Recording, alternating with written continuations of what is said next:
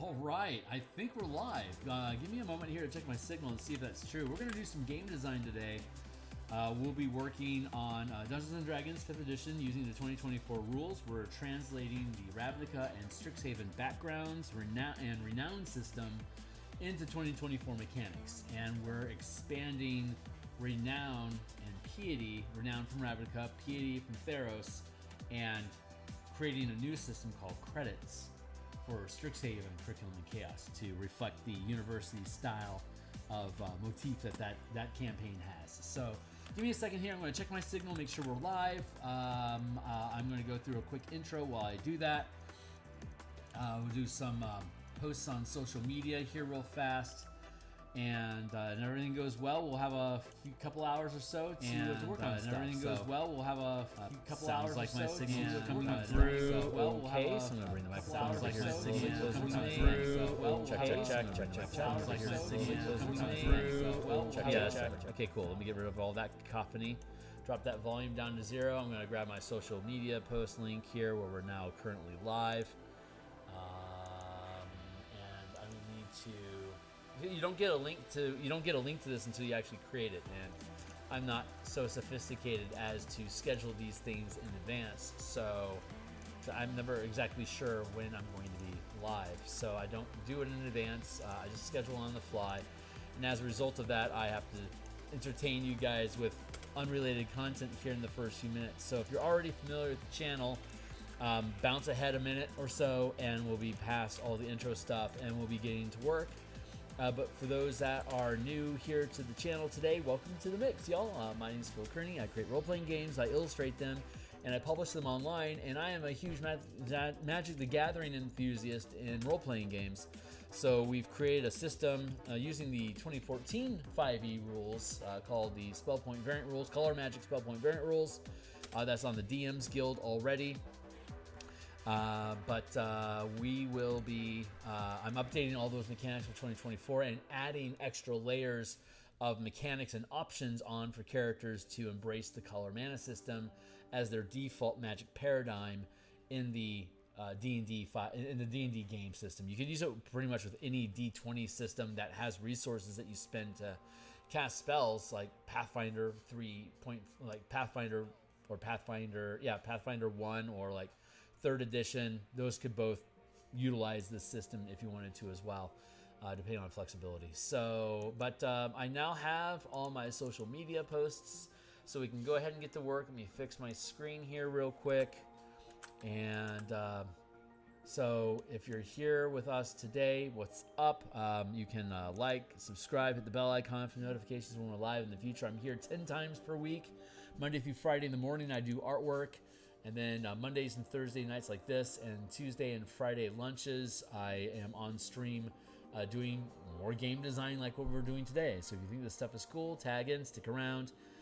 Here's a bunch of books I've already created on the DMsGuild, including the Color Mana Spellpoint Variant Rule Bundle, which is right here. They all have free previews. Click into them, check them out. If you think they're cool, let me know. Here's my Discord community and other socials. Playlists from past episodes of creating color mana system, as well as like the martial power system that uses color mana as well, are linked here for you to dive through. And here's our playtest document. This is where we're actually working today in the actual game. I'm going to peel this out as a separate layer here as a standalone document. I'm just going to fix my window here real quick. To get all these in separate layers so that I don't have to mess around with them. Here's our reference today, looking at Guildmaster's Guide to Ravnica. Like for example, we'll start with Azorius, and we'll look at Azorius guild spells. Okay, that was unexpected. Let's try that again. Very good. And then let's go to, here is the actual, if you clicked on the link for the playtest document down below, it is popped open, titled as Martial Powers. We should probably change that to Martial Powers and Color Mana. Let's do that. And let's see, we have the Martial Power system is up front, which is basically redesigning barbarians, fighters, monks, and rogues as half-casters that has an alternate list of like spell-like effects we call powers that are inspired by the Book of Nine Swords from 3rd edition, and the martial powers that characters got in 4th edition if they weren't spellcasters. You have powers and spells, spellcasters and channeling, but it all uses the same sort of mana pool. And in the case of paladins, rangers, artificers, and warlocks, they can learn either spells or powers, and it progresses on the power system progresses on half casting. So like in the instance of a warlock, like a 9th level warlock would have access to 5th level spells like usual, but would also be able to have access to 3rd rank powers. So it's a half casting progression, 1 to 5 ranks at 1, 5, 9, 13, 17 is 1st, 2nd, 3rd, 4th, 5th rank. We get mana, the martial characters get mana back on a short rest that includes the pact mana that a warlock would get, and the ranger, paladin, and artificer. They can be presented as long rest, but we created them in this playtesting that we've been doing on my Discord. We've been using them as short rest mana, and I think that's working out really nicely. Power die, for the case of the martials, the power die is like an inspiration die, superiority die, martial arts die, that when you're channeling a power, many of them is, say, roll dice equal to the number of mana expended when you channel this power, and that creates a randomizing effect of like either doing more damage or modifying your ability check, saving throw, etc. So then you have your prepared powers, and then your mana pool. So on top of that, then we also have like how powers work differently from magic. So it basically rebuilds the magic, the spell casting chapter of the player's handbook and translates everything into powers. So it has consistency in language. And then we're looking at the actual list of powers. There's a total of 193 of them. 124 of them expend mana, anywhere from 1 to 5 mana you can expend on a power. On a discipline, and there's 5 disciplines which are broken down into exploits, maneuvers, reactions, strikes, and sustained powers. You know what, as a mental exercise, I wonder if there'd be a way to equate each one of those disciplines to one of the 5 colors. It happens to be 5 and 5. It's not meant to be that way, but it's an interesting thought experiment. Like exploits just sounds like black, but it could also be blue, you know? So I'd have to think about that for a while, but I don't think it's appropriate. It's just an interesting parallel. I haven't really thought about it before, but I don't think it actually aligns. Like I couldn't say like sustained powers are green or white, for instance. I could, but that's really arbitrary, and there's like a billion examples you could use that would say like, well, sustained powers could be any color. And here's how you translate them, which is what part of the fun of the magic system is, to get these 5 colors that you can use as alignment or ways to express the world, your characters and the world around them, in these color identities. And then with the spellcasting system and the martial powers here, you get a mana pool that if you're expressing your character in a certain way, like say you're a Boros character with white and red mana, then your mana pool would naturally have white and red mana in it, and you would be casting white and red spells with your mana and channeling powers through the lens of white and red mana. So you can you pick colors that you think express your character, build your character, and then bind their resources to the colors that their character represents. So when you see a wizard coming at you and he's flaring blue magic, you could have a lot of illusion effects. You could have a lot of teleportation type effects. You could be having mind control effects. You could be having counter and disarming effects. There's a lot of different, as opposed to like say a red character, like a red cleric that's coming at you might have a lot of damage spells, resistance type spells. There's also just stuff that you can do that's like built around red magic. Anyway, or like black magic coming off of like a necromancer, for example, is an obvious go. So there's a lot of different ways you can express color mana in the game system, but we have mechanics here. Bind your mana pool to the colors that you express your character as. That's the guiding principle. And then we have with the color mana system that we have linked on DMsGuild It has the revised color mana spell list, which is pay what you want, free to grab. It has examples of how every spell in the 5e24 game could be expressed as one or more different colors. So you can check that stuff out if you think it's interesting. We'll be updating all that stuff for the 5e24 game system. This is just us going through that initial process. So get past all the martial classes, gets us down into the... Because yeah, we have all the subclasses from all the books that Wizards has ever published for your characters. And there's a lot of them, so it's like a 240-page document that we're working on right now. But when we actually start breaking this down into books, we'll break up the information into smaller bite-sized chunks that people can pick up. But once we get through all of the martial classes and hybrid classes, we get into the full casters like Bard. You can see here, like, we've completely translated all of the features from the Player's Handbook 24 into how the color mana system works with using mana and colors. Hey Steve, it's good to see you. And so once we get past all, and again, all of this stuff is in playtesting for you guys to play with. And once we get past all of those, Cleric, Druid, Sorcerer, Scion, we've gone too far. Power Gear, Magic Items, Theros, Strixhaven, and Ravnica. Here we go. So the way that we're looking at it right now, and we were talking about this last session, so we're picking up where we left off. This is, there's 10 guilds in Ravnica, right? And then each of the guilds in the Guildmaster's Guide to Ravnica, hold on. Where is that? Here it is. In the Guildmaster's Guide to Ravnica, the way that it was originally built was as like an additional subclass, basically.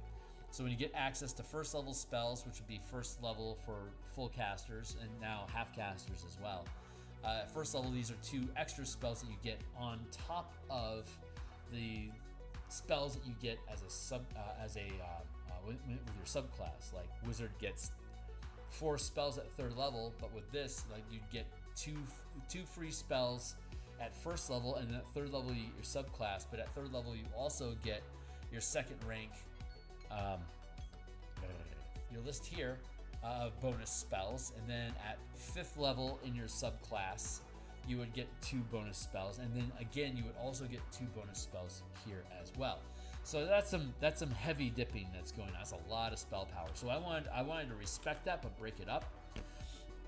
So instead we're taking the renown system that's in the Guildmaster's Guide to Ravnica, and it has our renown progression. When you gain a certain number of points of renown, you gain additional benefits,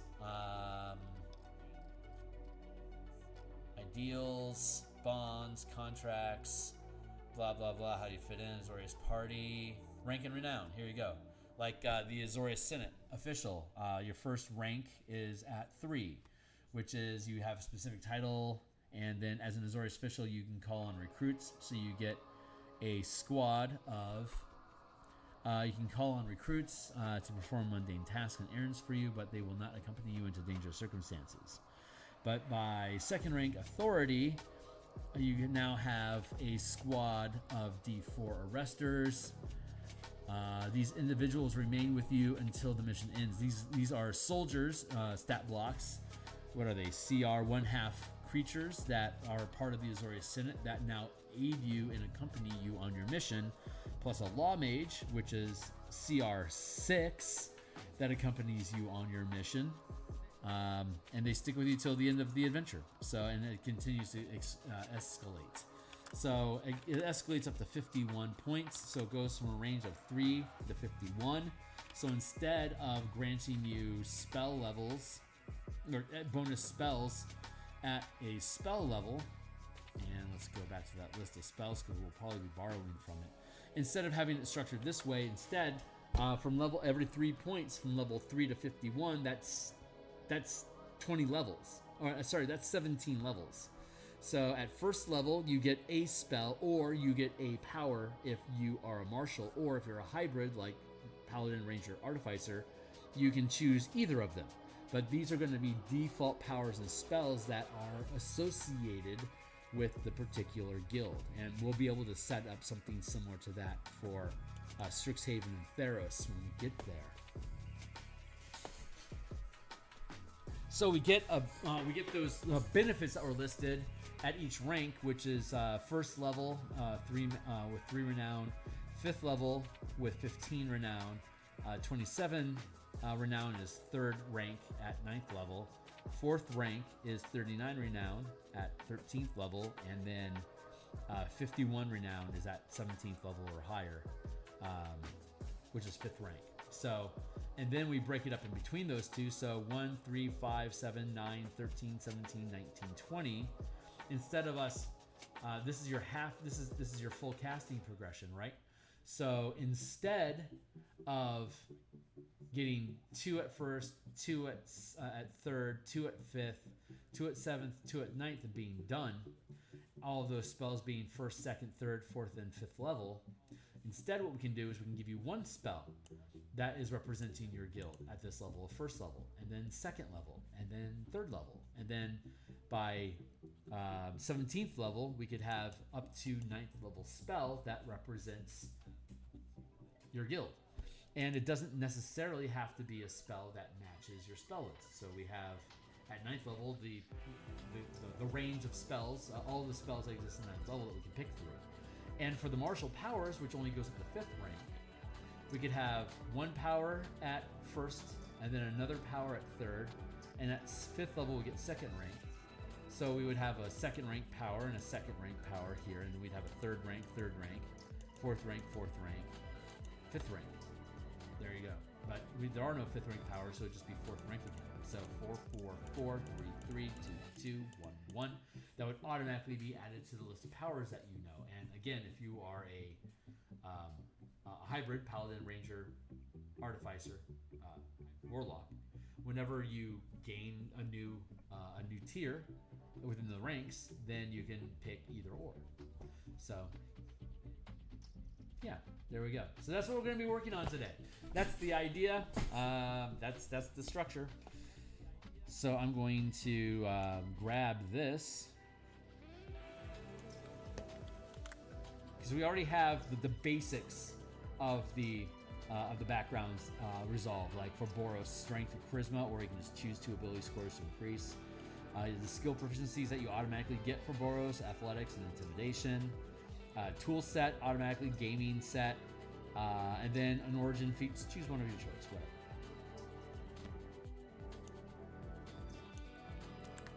So then we want to do this.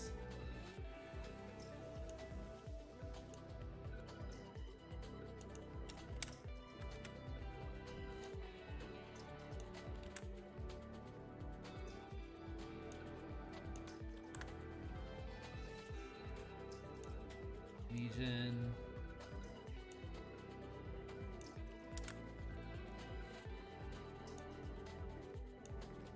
And all of them get a bastion at 5th level that's basically funded and provided to you by your guild.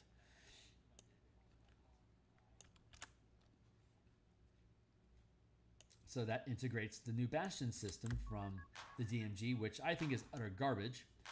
And suggest that you check out my playlist and playtest document for the Bastion campaigns that we've been developing.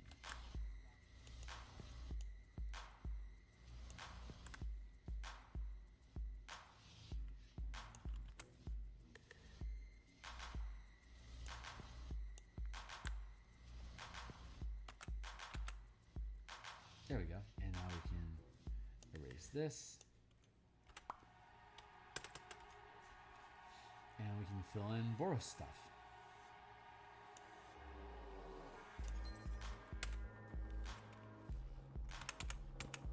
And before we actually build out Boros, we'll move on. So what I'm going to do is our playtest is currently 9th level. Sorry, our playtest is currently 7th level. So I want to go through, and they're using, they have the option of using Ravnica backgrounds, and they can all use renown. Just pick your colors, and there you go. So I'm going to build out initially here all of these lists up to 4th level. So when we have our playtest this weekend on Saturday, the players can update their characters to have their color picked and go with whichever one they want. So let's get back into Azorius, because that's where we're starting. We already picked out command. So at second level, which is here with 9 renown at second level casting, for Azorius, which of these feels the most like an Azorius spell? I'm going to automatically drop Arcane Lock. I get why they provided that one, because it's restricting access, and restraint and stuff is a very white bluish sort of effect. It's either going to be Hold Person or Calm Emotions. So Hold Person is pretty classic Azorius behavior. Let's look at Calm Emotions real quick. You attempt to suppress strong emotions in a group of people, each humanoid in a 20-foot radius sphere. Yeah, no, I don't think so. I think we're going to go with Hold Person. Just it immediately feels like that's the appropriate one. But we also get to pick out another first rank power for Azorius. We picked up Quick Interaction, which allows you, and let's go down to our, that's an exploit.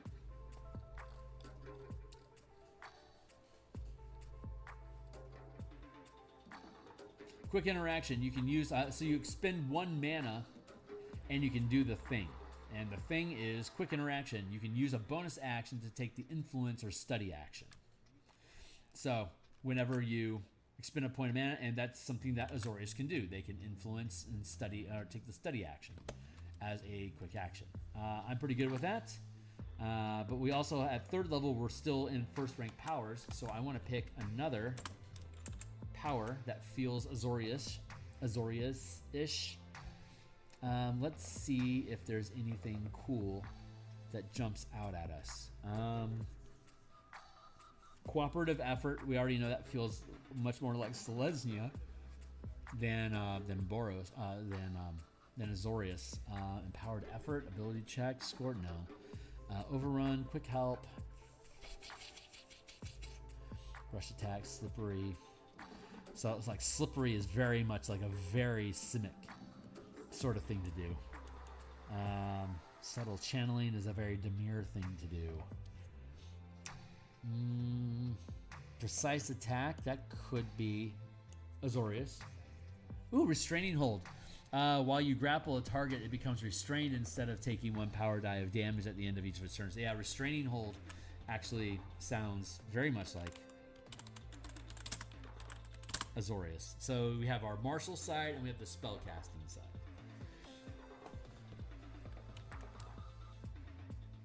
Vanish, also very Dimir, could be Simic. Is there something restraining hold and hold person that feels kind of like a hat on a hat?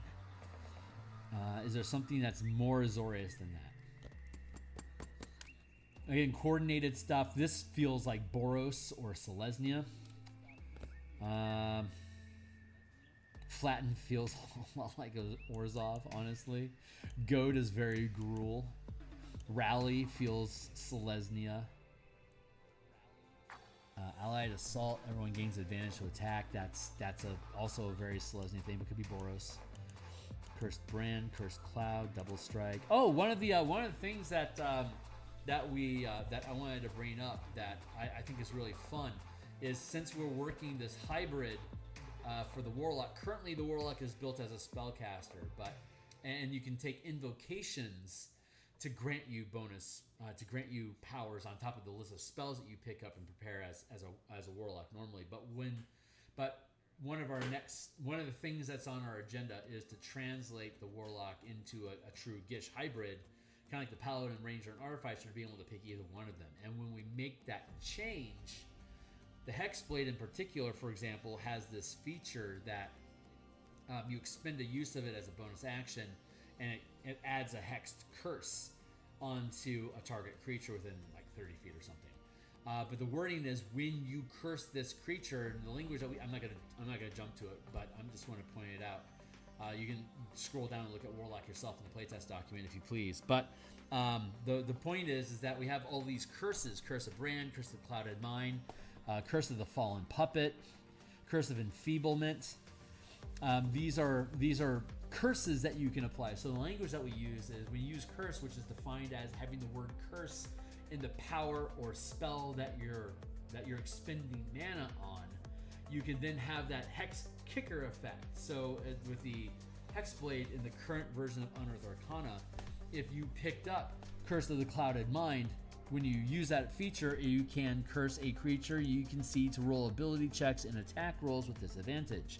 The effect ends when the creature succeeds one of these rolls. So as long as your disadvantage continues to make them fail, those 2 points of mana has applied a disadvantage to all of their ability checks and attack rolls. If they keep missing, if they keep failing the die roll, they're going to stay cursed. But while that's when you have, and then you can turn on a curse using Hexblade for free because you spent 2 points of mana to turn this effect on. Now you've also stacked the Warlock's Hex curse on top of it with that subclass feature, and even if they succeed on their very next die roll, the language of the Hex curse is it lasts 1 minute or until the mana effect ends, whichever is longer.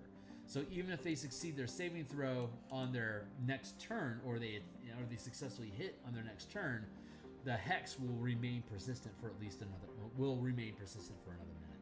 So I just wanted to point that out. That's a really fun interaction. But we're looking for more. We're looking for another Azorius effect. Creature can make an intelligence saving throw. If it fails, it can't take reactions until the beginning of the next turn. That could be Azorius, but that's also second rank, so it's unavailable right now. But taking that into account, I like the idea of including that. So let's go with Theurgy.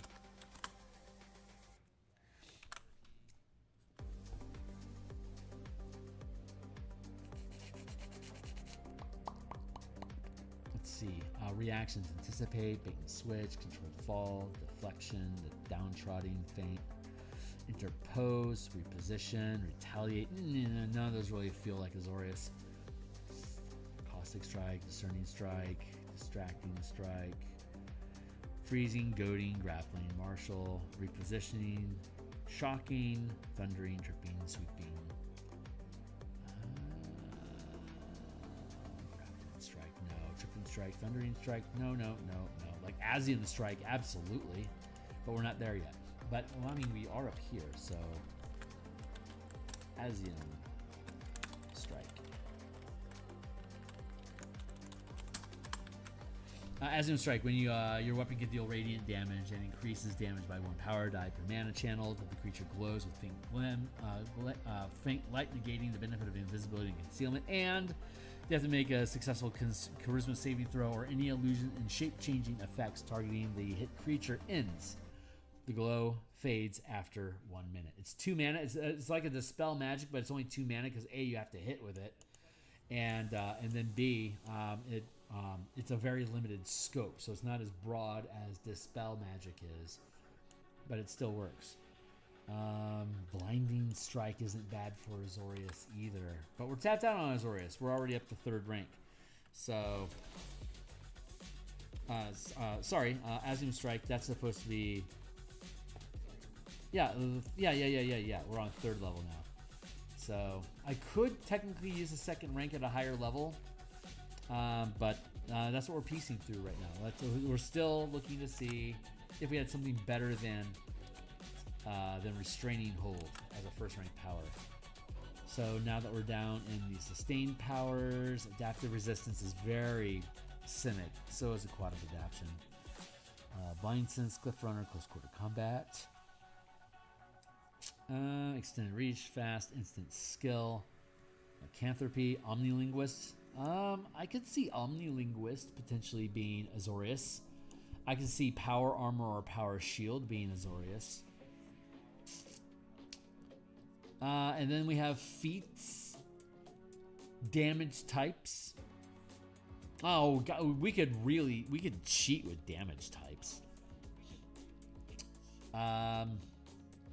And then we also have all of the combat masteries as well, which are prepared. And when you prepare a combat mastery, you can use it with any weapon that qualifies. Like, you can't use grappling strike. You can't use the grapple mastery with ranged weapons. But if you are using a melee weapon when you grapple, I'll just read it, melee only. Target makes a strength or dexterity saving throw. If they fail, they're grappled, and you can't use the weapon that the weapon that you're grappling with to make an attack until the grapple ends, for example. Hey, what's going on? I just recommended this video. What is happening? Oh, I am a D&D and Magic the Gathering enthusiast. So right now what I'm doing is I'm translating. I have a number of books on the DMsGuild that were published. DMsGuild.com is where third-party content creators like myself create D&D stuff. Click here and it takes you...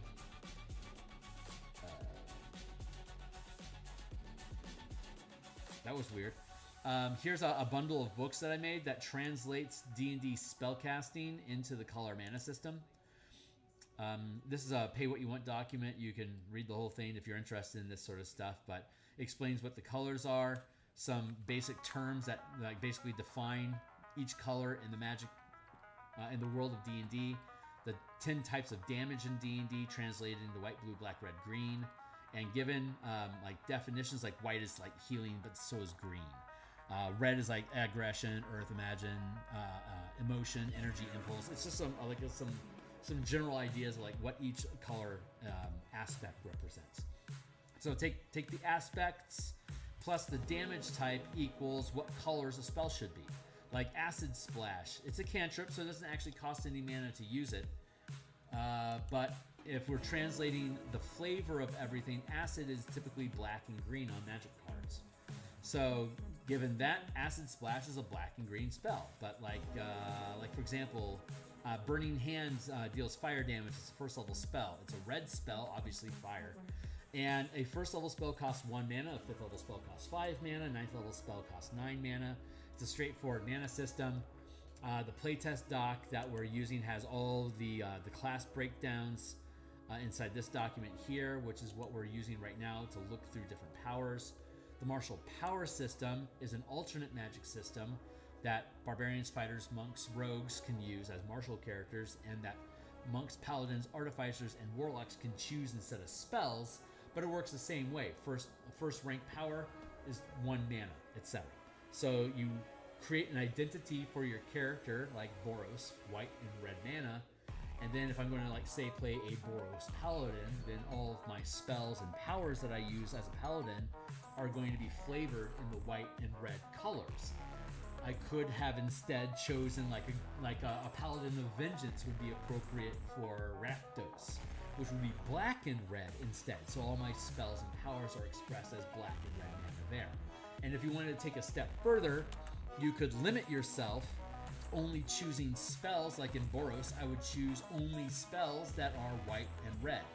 And if I wanted, like, say, a black spell as a Boros character, Arms of Hadar, I would either have to research it, doing downtime at my guild, to then reassign it instead of being black as being, say, white or red, whichever one I want. Or if I'm out in the field, all the characters can prepare, change, swap a spell that they have at least one a day when they finish a long rest. So if I wanted to, I could, like, say, pick up Bane as a black spell, but then relearn it, prepare it a second time to, like, say, be red instead of black. So you have those 3 gears where I have a mana pool, I'm expressing myself as white and red as a narrative flavor, and then I can just pick a spell, and when I cast that spell or channel that power, I'm going to describe it as white and or red mana because I'm Boros.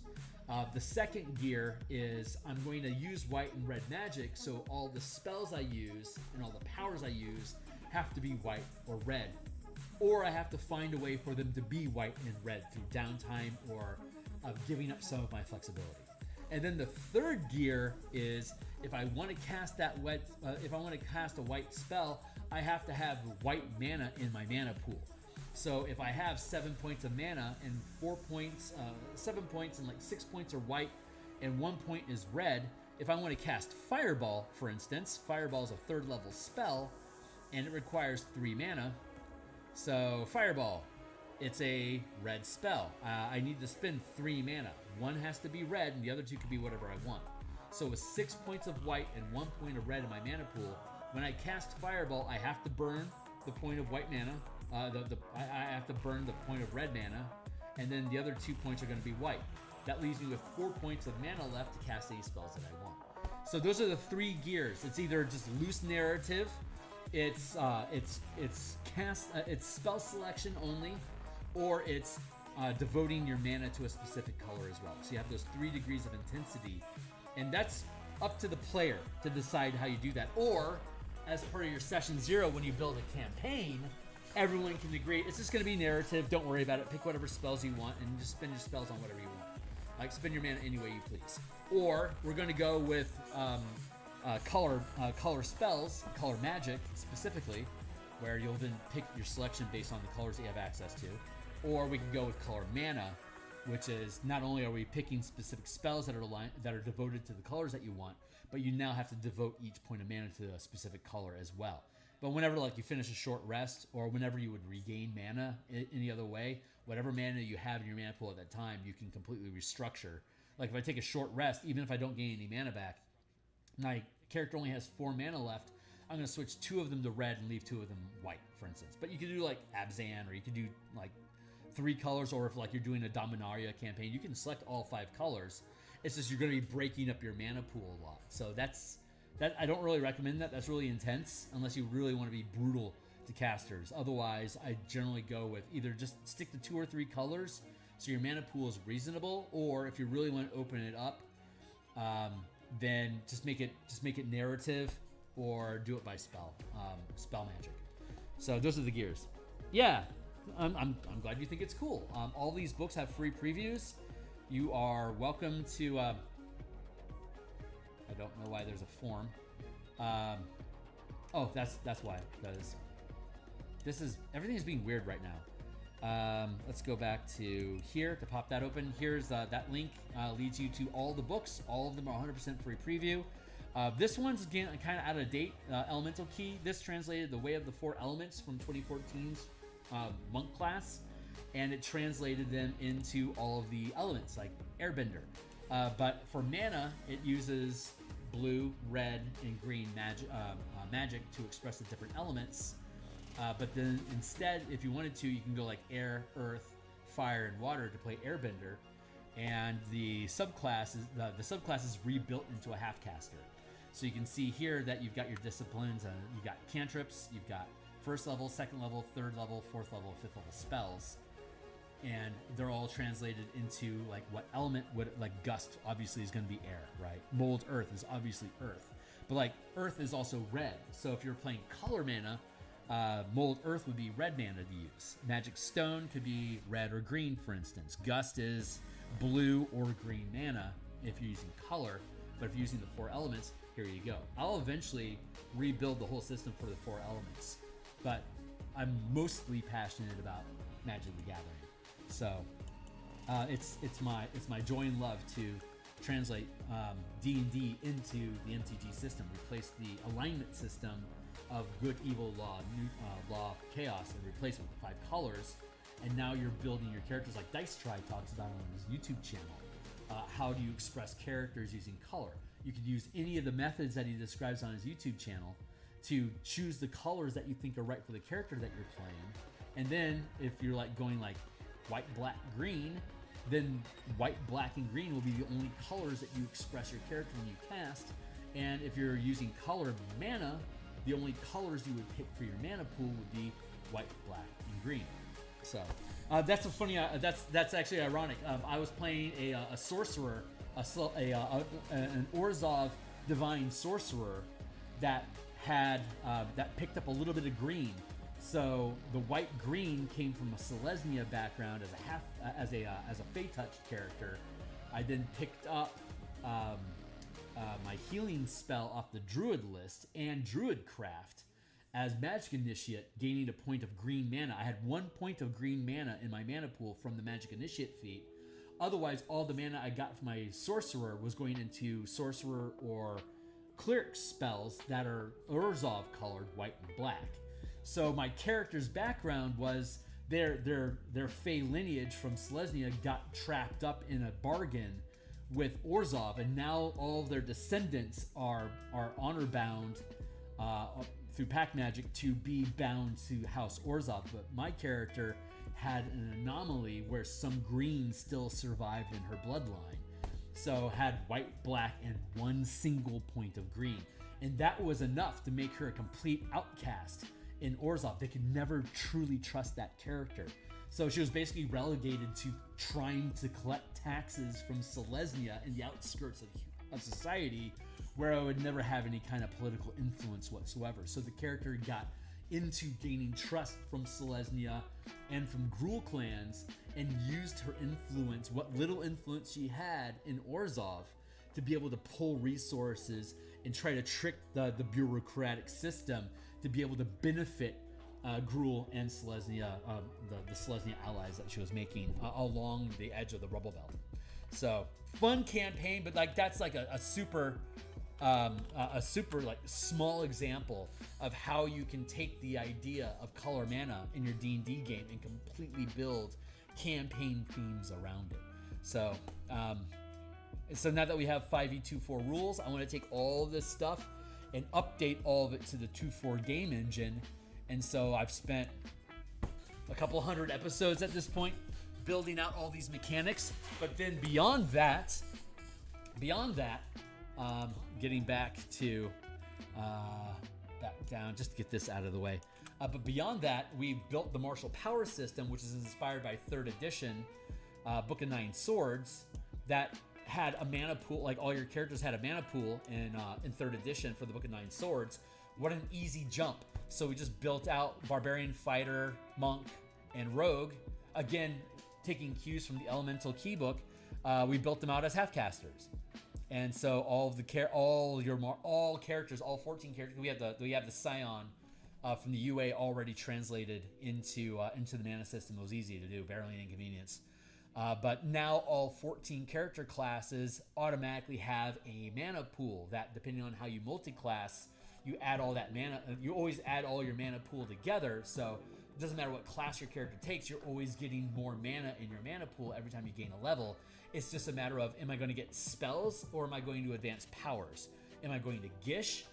The Paladin, the Ranger, the Artificer, and the Warlock can freely choose powers or spells, whichever ones are best for you at the level that you're at. So you can mix those all up, add them together. So like you could make a Battle Master, Blade Singer, Fighter Wizard, Gish character. They're both going to advance your mana pool. The Fighter's going to get mana on a short rest, like the Monk and the Warlock does. And you can expend action economy to generate temporary mana that you can spend until the end of your turn by sacrificing different action economy.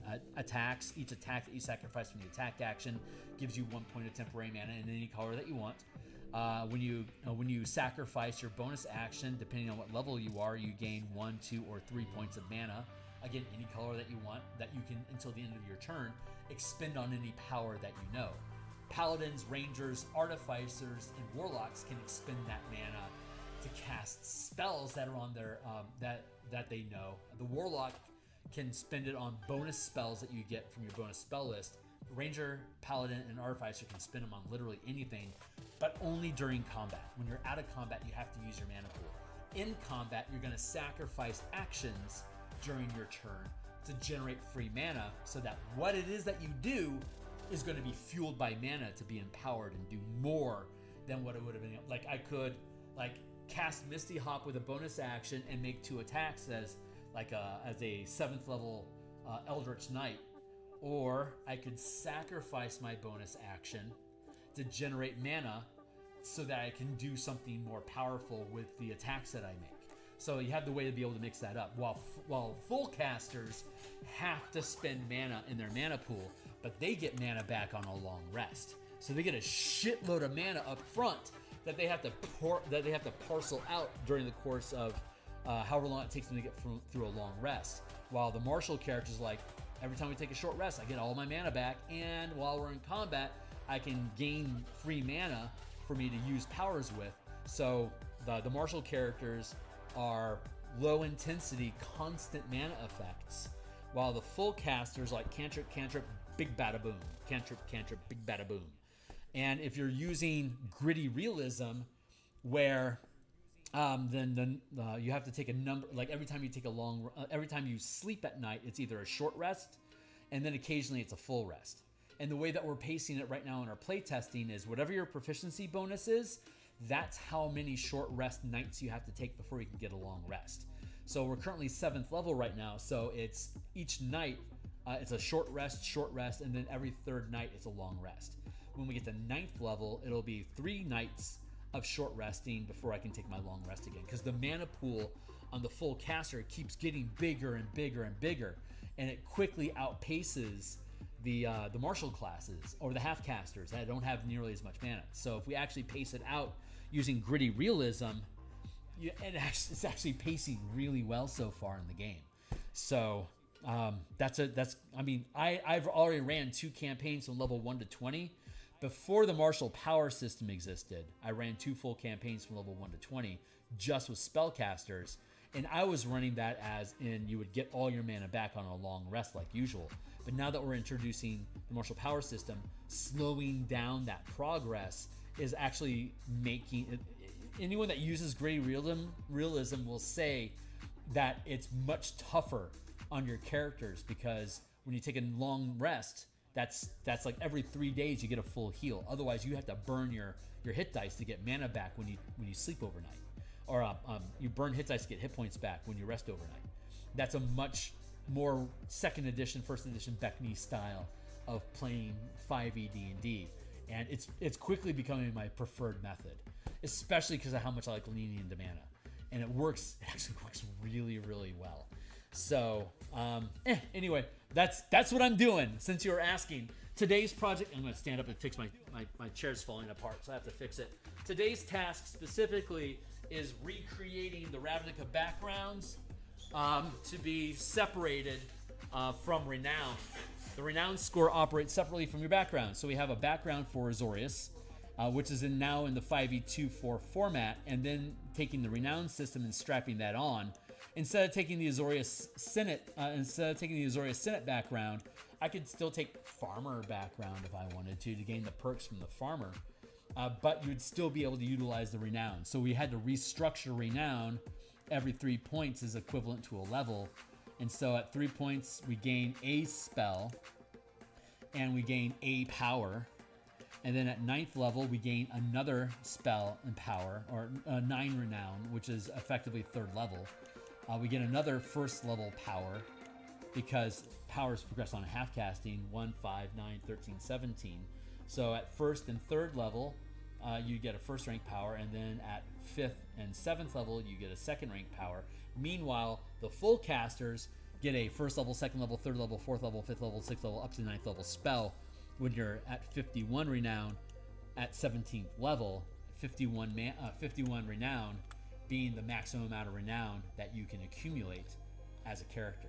It curves so elegantly into half casting progression. It amazes me that they didn't just do that as the default for how Ravnica works, how Theros works, Theros Piety, and we've created Strixhaven college credits to use that same progression. So the more time you spend in university, in your college, like in the Silver Quill College, as you gain more levels studying Silver Quill at Arcavio, at Strixhaven, the higher renown you get, and like you eventually get like into like we have to build out the features for them, but it'll be like professor. Like at 51 renown in Silver Quill, they offer you a teacher's role to start teaching how white and black mana can be used. Whether you're in Strixhaven, it's a university. It's framed in D&D as teaching you how to be a spellcaster, because that's all the option that they had. But with us rebuilding the system so that all 14 classes have a mana pool, Strixhaven now becomes a training academy for you to learn how to control your mana. Whether you're going to be casting spells or channeling power, every character class now has a purpose for wanting to attend Strixhaven beyond just, academic curiosity. Like, why would a barbarian be fucking curious about spellcasting if they can't use it or even maintain concentration? Well, if they have 15 mana, they can stack up sustained power effects and channel strikes and exploits and maneuvers. they want to know how to be able to channel their Gruul magic of green and red, for instance, or if they're Prismari, their blue and red magic, they want to be able to use that to express themselves physically. And that then leads us into Mage Tower, which is the sport they came up with for the Strixhaven card sets. And we're when I get done with this background process, the next thing that we're going to work on is building out the PvP rules for player versus player Mage Tower rules. And we're gonna make Street Tower, which is like a really small battlefield with 3v3 or 2v2 or even 1v1, where you take control of the ball as either an ally, enemy, or object and attack the enemy's goal, trying to score at least 1 point of damage against the goal to be able to score a goal. And so you can treat the ball as a thrown weapon, you can treat the ball as an enemy or an ally for spell effects. So like I could teleport, I could use Dimensional Door, open up a Dimensional Door that ends at the front of the goal, and then I can just kick the ball through and it'll teleport to the goal, and then I score a point. My characters will want to counter spell that, dispel it, or have the goalie set up so that they're within melee range of the goal. So when the ball comes through, I can treat it as a weapon attack that deals 1 point of damage. I can then use like a Monk's Deflectability, for instance, to shut down all the damage, thus preventing you from scoring a goal. So, or I could cast Confusion on the ball. And so if I can knock it out of your hands, the DM takes a turn with the ball. If it's loose, it'll either try to fight free of being held, or if it's loose on the ground, it's just going to run in a random direction because it's been confused, for instance. So like there's a lot of fun ways that you can build a PvP game where the players are building the best athlete that they can out of the 14 character classes that are there. Take your pick. You don't kill each other in this game.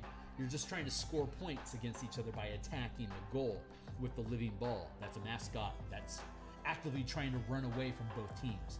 So like if it's Silver Quill versus Prismari, then it'll be like a Quandrix. It'll be a Quandrix mascot that doesn't have any particular love for either one of you. So it'll happily run away from both of you to ruin your day. So you have to chase after the ball as a creature to pick it up and then force it through the goal. So that's the idea anyway. So when we get to that point, we'll be able to start building athletes and then have PvP matches on the Discord server as just, like 1 hour matches. Like, hey, let's play a match of Mage Tower. Everyone pulls out a character of whatever level it is that we're playing at right now. Build a character and let's try to score points. I have no idea how it's going to go. I don't know if it's going to be fun or not, but it sounds like a lot of fucking fun to experiment with. So that playtesting will probably start, if everything goes according to plan. We should be starting playtesting on the Discord probably in November. So we have plenty of time between now and then to iron out all the details, but I've already got a lot of ideas for it and we've been brainstorming it. So anyway, back on task. Long story short, too late. We're doing backgrounds right now, selecting spells. Luckily, all the spells for Azorius have already been picked for us. Clairvoyance and Counterspell. Let's go with, I think Counterspell is, oh, no, wait, that's too low a level. Sorry. Wrong level. Let's do second level. Where are we at? Calm Emotions, Hold Person. Oops. Command, Ensnaring. We don't have Ensnaring Strike anymore. We take away... nope, they still get they can still have Ensnaring Strike. Full casters can have Ensnaring Strike.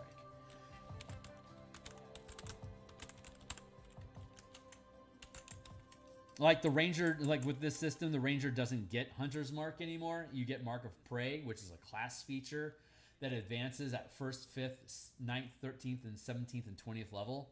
So there's 6 progressions and making it more and more capable of you hunting people or damaging them or whatever. But other classes, other spellcasters that aren't Rangers could use Hunter's Mark. But if you have a Ranger, if you want Hunter's Mark, it's just not on your list. Just like the Paladin, none of the Smite spells are on your list because you got 27 different strike powers that you can use with your Divine Smite instead. So like we kind of parse, but a Druid doesn't have access to the Divine Strike powers, so they could potentially pick up a I don't know, Burning Lord's Might or whatever it is. They can still have access to that stuff, but the power system for the marshals, they get better tools. So I guess you could default back to the spells, but you're nerfing yourself when you do that. That's caster stuff. You don't want to waste your time with it. Lethargy and ensnaring. So it's okay for Azorius casters to get access to ensnaring strike, but it's hardly necessary. Hold person. That's where we're at. Hold person, and then yeah, calm emotions. Oh no, that's not right. First, third, yeah. Hold person. That was the way we did it. Sorry, I got lost for a second here. Back on task. Hold person is a second level spell. And between the two, clairvoyance and counterspell, I really feel like counterspell is far more quintessential to the Azorius experience than clairvoyance is, even though they do have the diviners that look for crime through scrying sensors, but I think counterspell is more iconic. Anyone's welcome to contest me on any of these decisions, and I would encourage it. So if you're hanging out, listening in, and you're like, I don't agree with that selection, well then, voice up. I want to hear it. And while we go through the list of powers, I will explain what each power is that I believe that I am selecting, so that you guys can stick around in that process as well. So we're looking at the second. We're now looking at 4th level spells for Azorius, which is either compulsion or divination. I think divination makes more sense for the narrative, although compulsion might be a better card mechanic. But let's. But we already leaned into counterspell for the mechanical edge of it. I don't want to just be mechanic. Let's go with divination because that's a very Boros sort of thing to be, I believe. And then 5th level Azorius. It's either 5th level is dominate person. That's the only. Oh wait. Yeah, divination. Yeah, and they only get dominate person. So dominate person. That was easy. Look how easy life is. But then we get to pick a 6th, 7th, 8th, and 9th level spell from all the spells that we think would be appropriate. Yeah, we could pick a lower level spell if we wanted to, I suppose. But I'm hoping that we're going to have enough diversity that 6th, 7th, 8th, and 9th level spell will offer us interesting options. Like, for example, for Azorius, Foresight is so obviously the 9th level spell, Foresight. It is obviously the 9th level spell that characters should have access to as a full caster, right? That's just obvious.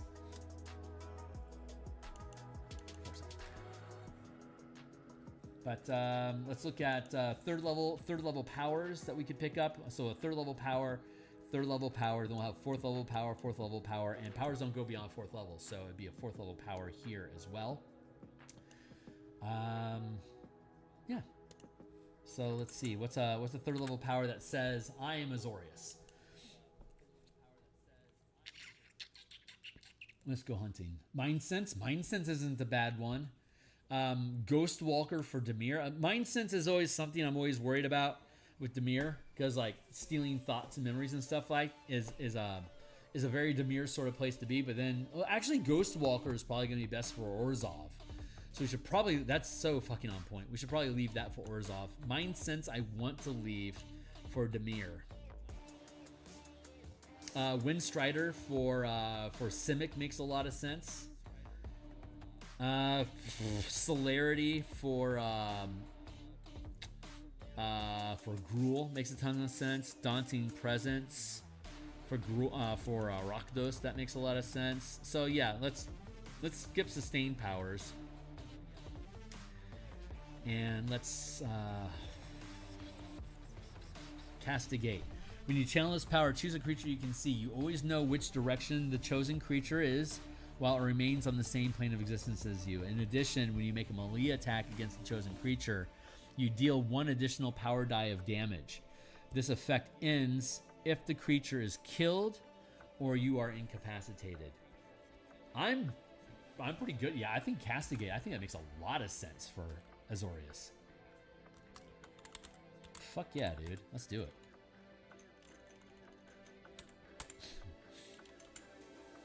And then we'll pick another 3rd for Azorius. So let's keep going.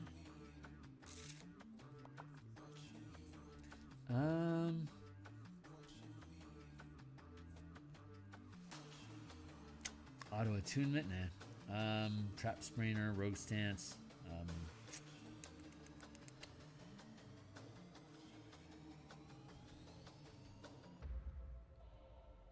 Let's get into, yeah, 3rd rank.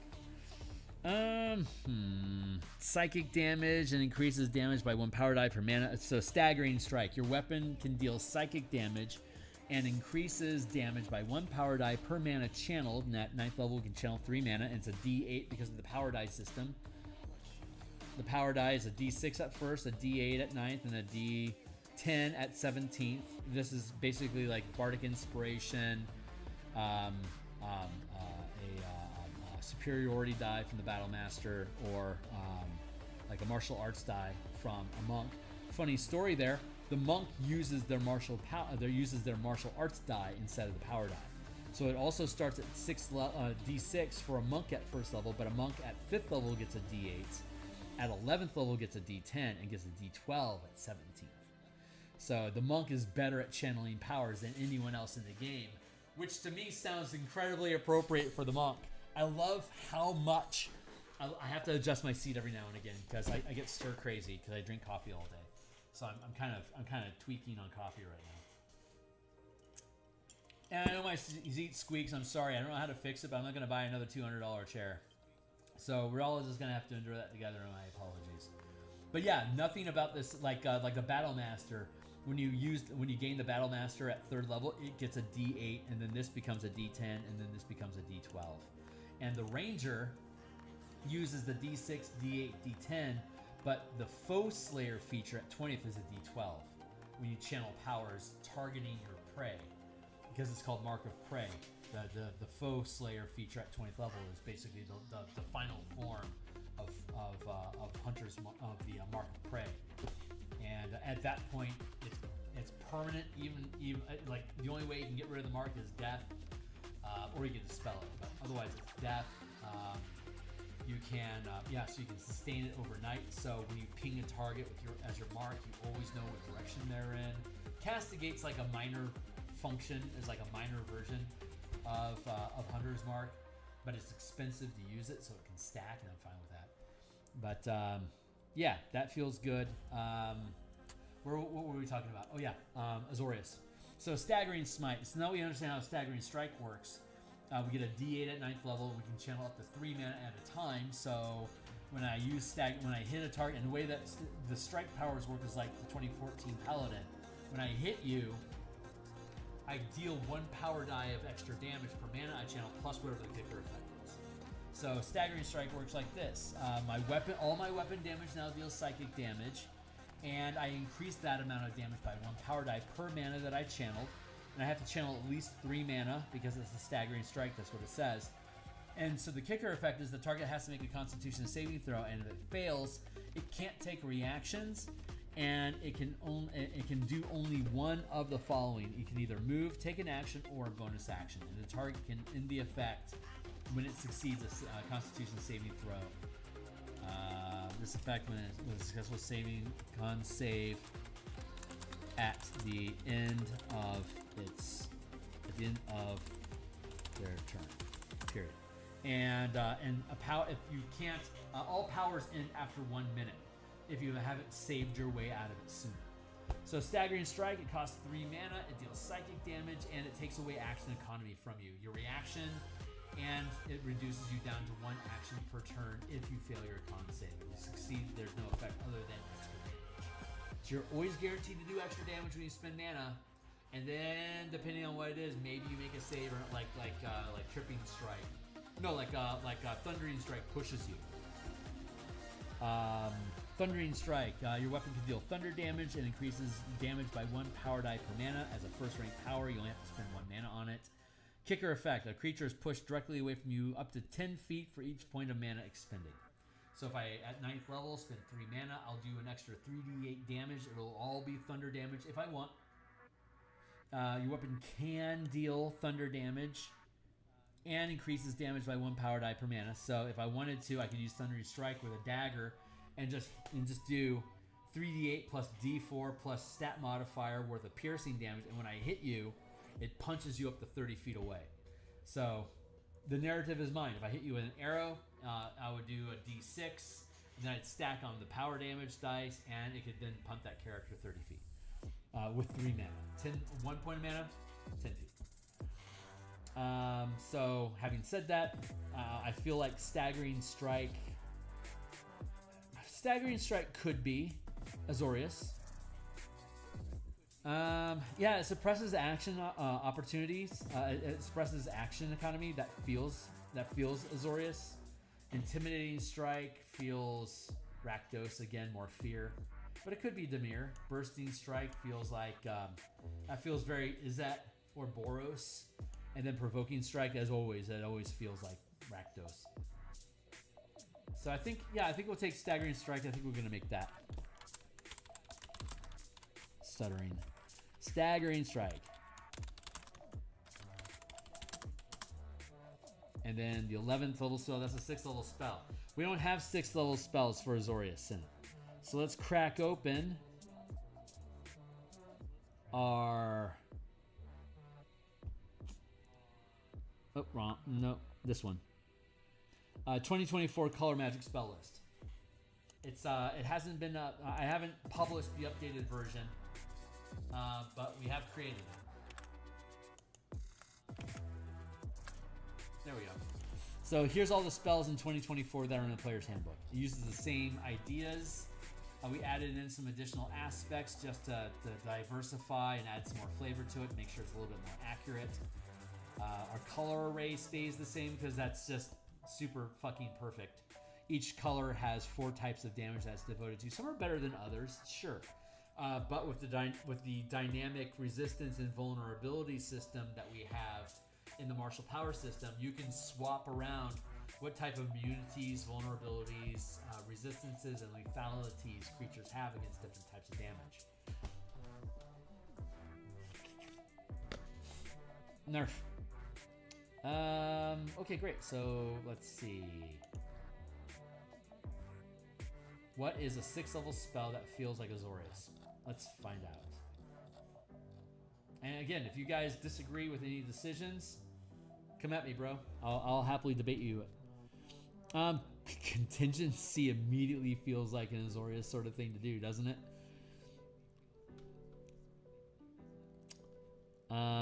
Forbiddance is also, God, so is, there's a lot of fucking good spells that all smell like Azorius, man.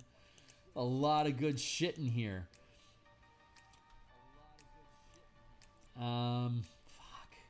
What do you guys think?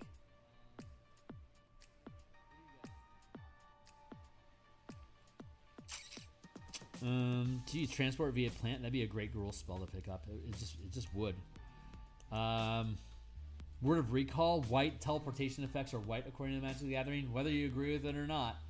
I list teleportation effects as both white and blue because blue seems like the most logical choice to me. But when they were making the Forgotten Realms card set, they create by color first, and then they feed in color, and then they feed flavor second.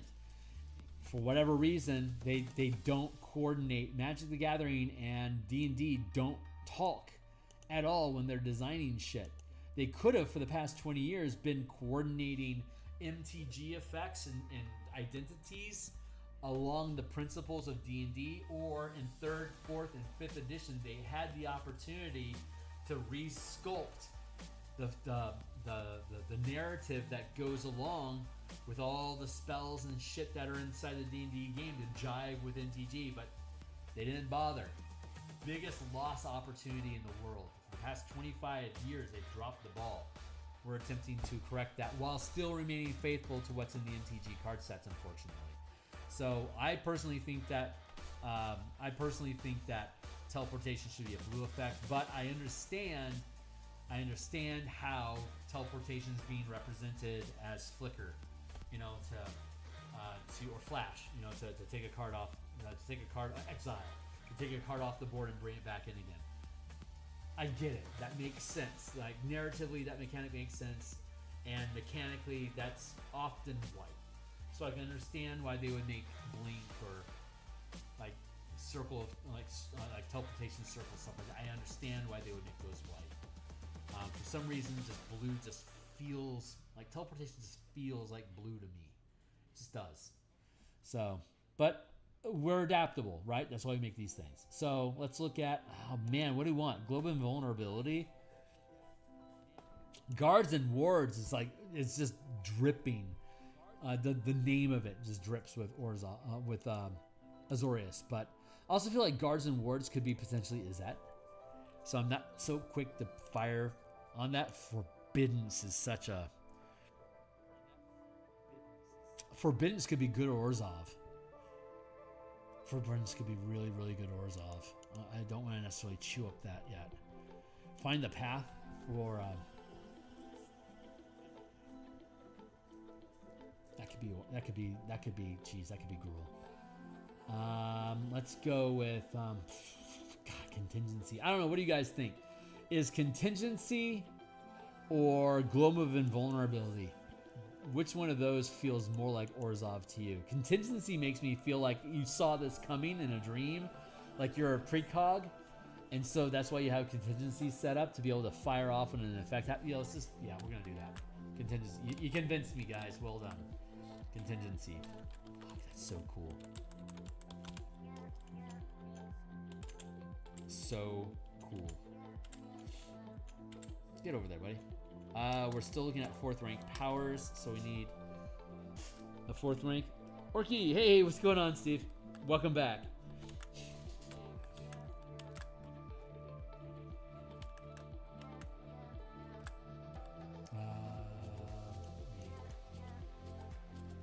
Again, I do this 4 days a week. Monday and Thursday nights like this.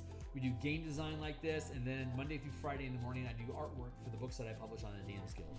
I've been a freelance illustrator since 1999.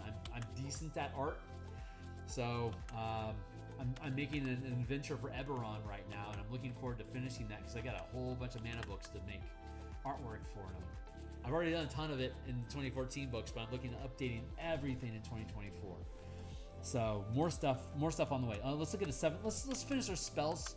And then, honestly, I'm off script. We'll finish Azorius, but then we'll go through the rest of the guilds, and we'll limit, since our characters are 7th level in playtest right now, we'll only do 1 through 4. So we'll speed up the rest of the process for the rest of the guilds. But since we're here right now, let's finish off Azorius just as a proof of concept, because I'm seeing all this stuff is folding into position really, really nicely. So 7th level spell for Azorius. Boy, that's very Orzhov. Divine Word, that could be Orzhov. Finger of Death, that could go. I'm sorry, Divine Word as. No, I think Divine Word would probably be Boros. Force Cage feels like a really good one for Azorius. What else? Power Word Fortify, that feels like Selesnya. Reverse Gravity, that's going to be Izzet. Oh, fuck, Sequester, that's a really good one. Ew, boy. Symbol, too, though. Oh, man, what do you guys think? Sequester or... I want to go Force Cage. Force Cage just feels... That screams iconic for Azorius. Maybe I'm wrong, but I just... That's just what feels right to me. That's what's jiving. And then 15th, that's 8th level spell. Anti-magic field. Oh, hell yeah. But let's not cut ourselves short. Nope. Anti-magic field, 100%. Okay, great. So now let's pick out some appropriate 4th rank powers. It could be a lower rank. That's a rule that we have in martial powers. It doesn't have to be the same rank because we only have 4 ranks. We have 5 tier, and there's only 4 ranks of powers to learn. But you can take it up to 5 at 17th level. So there's a 5th rank you can access. That's just basically up channeling. So that means that we're not bound to a level at a certain like we can have like at fifth level when we get access to second rank powers, we could select first rank powers if it makes sense. It's just what's narratively appropriate. So we have that flex. So fourth rank, that's what we're looking at right now. Fourth rank powers, here we go. Let's go, and Azorius, again, we're looking at Azorius. So exploits modify action economy or die rolls. They generally don't have like bonus attack.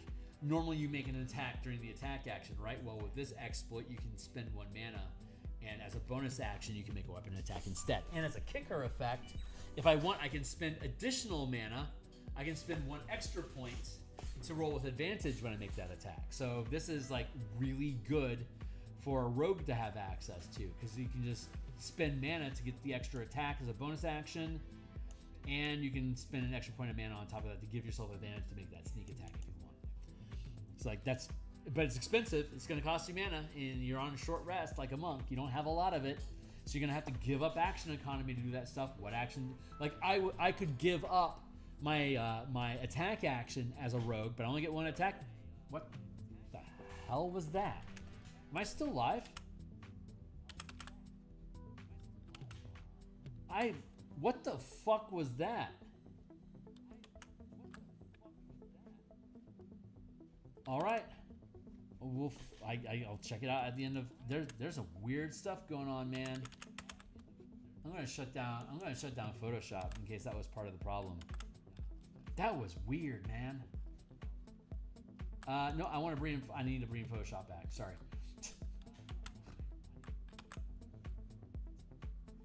I forgot that Photoshop is my backdrop. So let's super bundle. Here's a bunch of books I've created. This is all my artwork. It's like here's the artwork that I did for the Spelljammer book. It's a nautiloid wrestling, grappling with a Starmoth. Theurgy ability check casting. It basically is an ability cast to cast spell. That was a fun diagram to create. Pacts and Patrons of Ravnica converts all the guilds into otherworldly patrons. So if you're a warlock of, like, say Azorius, then you're a guild mage for Azorius. Your pact is the guild pact that binds you to Azorius, and now when you gain levels in warlock, it just naturally adds to your renown in Azorius. So, and then we have subclasses built for all of them in that book. That's linked down below as well if you want to check that out. But yeah, that little thing that popped up, that freaked me out. So yeah, anti-magic field, that makes a ton of sense. And then of course, Foresight, so obvious for Azorius. That's so perfect. So okay, great, back to it. We're looking for 4th rank power or lower. We can do all the things. Assassinating damage. Assassinating damage is great. It costs you 4 mana to use it. It's an exploit, so it doesn't require its own action, but it's a tag on. So when you deal weapon with a weapon attack to a target that has yet to act in combat or is unaware of your attack, you can re-roll any number of damage dice, keeping the higher result. This includes any additional damage dice, such as those gained from a critical hit, sneak attack, or channeling a strike power. So you can really just throw a bunch of mana just to make sure that thing you gotta kill, you're gonna fucking kill it because you got the drop on it. But that's obviously very Dimir. Unstoppable feels very Gruul, but neither one of them is particularly Azorius. And again, you guys are welcome to fight me on these things. Telekinetic bubble. Choose a creature up to large size that you can see. It becomes trapped within a resilient sphere spell. The creature can make a dexterity save to end the effect at the end of each of its turns, or you can dismiss it early. For an extra 2 mana, it costs 4 to use it. For an extra 2 mana, the target can be huge, and for an extra 4 mana, total of 8, the target you can target a gargantuan creature that's up to 20 feet in size. Because, like, the Tarask, for example, is 50 feet by 70 feet. It would not fit in this TK bubble. That's really tempting. If there's a better option, I can see that being Izzet. So that just seems like a cool Izzet thing to do. So let's see. Is there something else? Is there something more appropriate? Then telekinetic bubble. I'm gonna pencil it in. And I just forgot that I need 4 of them. So we're just gonna take telekinetic bubble. It's an obvious go-to at this point because I need 3, if I can find them, 3 4th rank powers. If I can find them.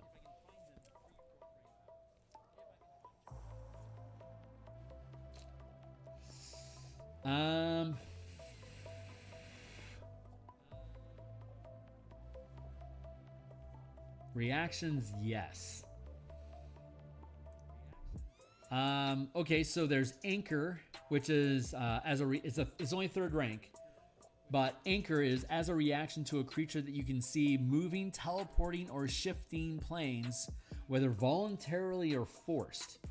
Before doing so, it takes 1 power die per mana channel, which is going to be at least 3, it could be 5.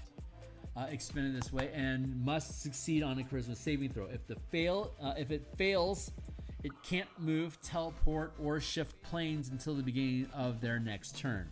A falling, flying, or swimming creature targeted by this power remains fixed in the space it occupies until the duration ends.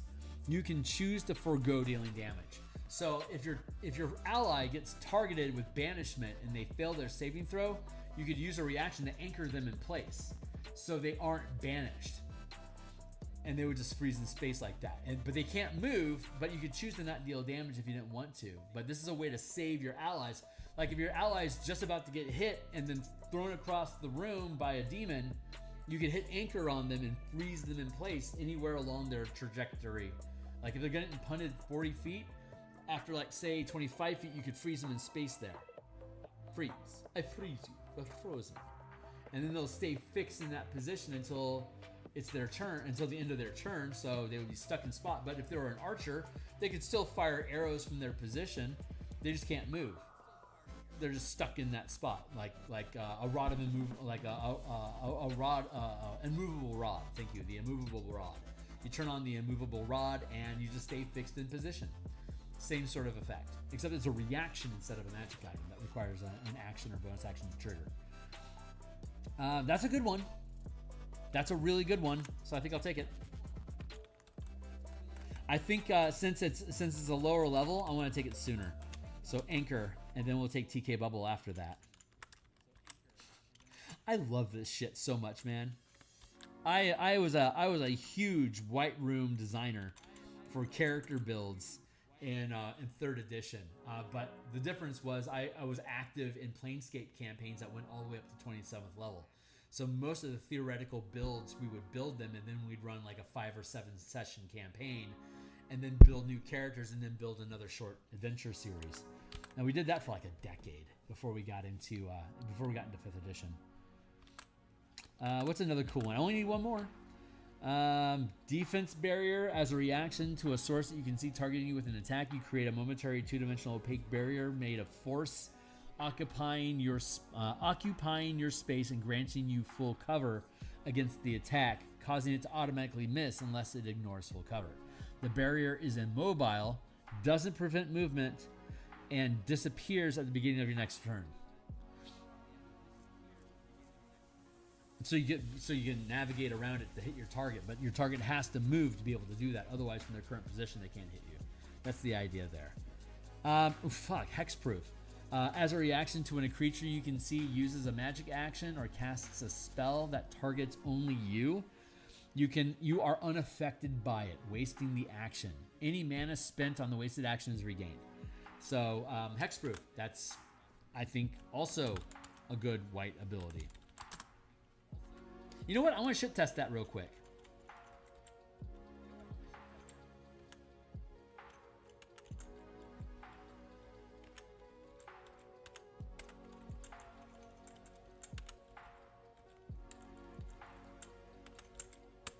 There, that's our distance. Let's go into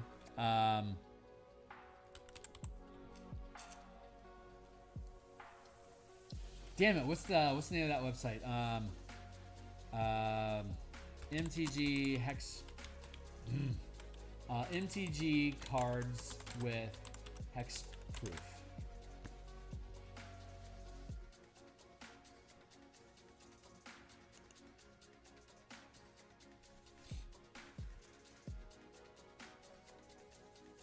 Okay, that's a land. Green has hexproof. Green, a lot of green cards.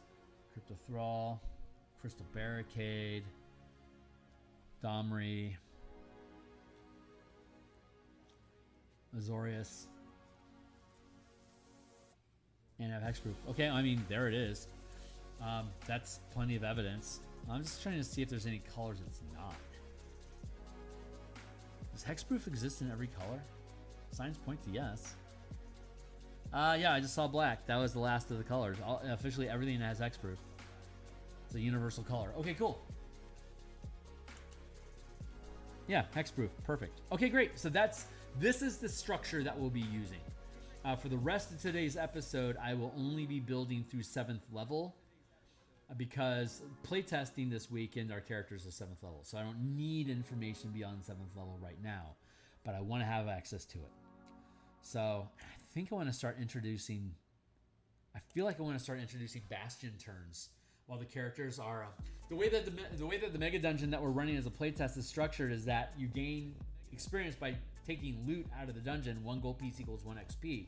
So the characters can fight unlimited number of monsters and can have unlimited number of traps, and they won't give them any experience points. Only when they loot treasure out of the dungeon, and the number of weeks that they have to spend away from the dungeon to process all that loot, it's their proficiency modifier D4. So like right now it's 2D4 weeks because they're 7th level. When they get to 9th level, it'll be 3D4 weeks that they have to spend away from the dungeon, and that would be 3D4 bastion turns that they could spend accumulating information, resources, or magic items for them to go back to the dungeon properly equipped, because they just threw away all of this gold, which we then translate into the Bastion campaign.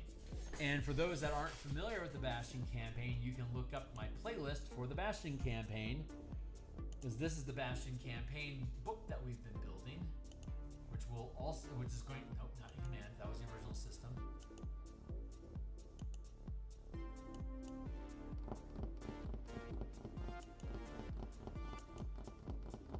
Where's my bastions? Hold on. Okay, now I'm a man on a mission. No, I'm not. This is a distraction. Let me get out of this. Stick around. We'll end up getting there soon. Close that. Yeah, I'm letting myself get distracted by stuff I'm excited about. The Bastion book will probably be the next book that we actually publish after we finish the Ebron adventure book. So I'm kind of geeking over that. Let's take this renown here, grab all this up. We're gonna copy, go down here to the mirror. There. Let's get rid of this, this, this, this.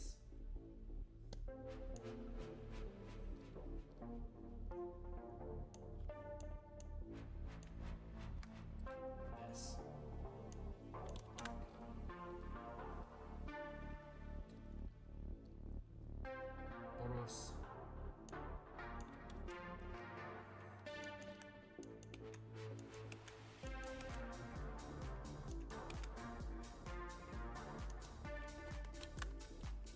There. Now I can copy paste all this. 10 to win.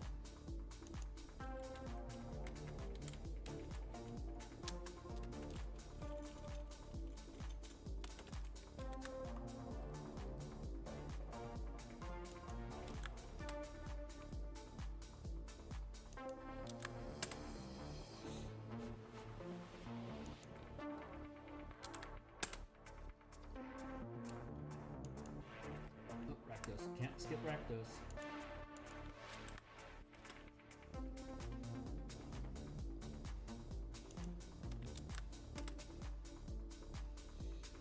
And we'll be going through the same process, a different, similar process for Strixhaven. Strixhaven, it has its Strixhaven has its mascots that advance, and it has the spell selection, which will do the same for lore hold. Instead of like lore hold would be like instant skill, for instance, is one of the sustained powers. Spend some mana, gain proficiency in a skill, or tools, or language, whatever. That's like a very lore hold sort of thing to do. Like Rogue Stance would be a very Prismari thing to do.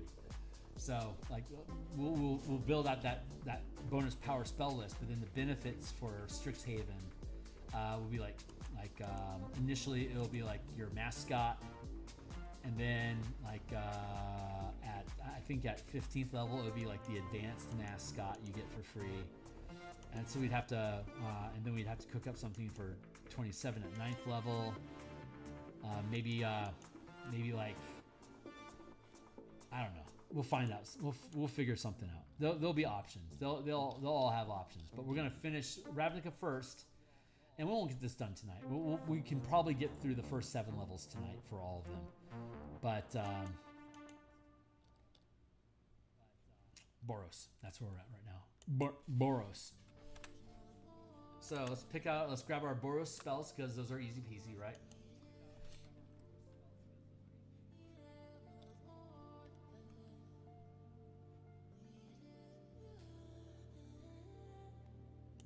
Boros.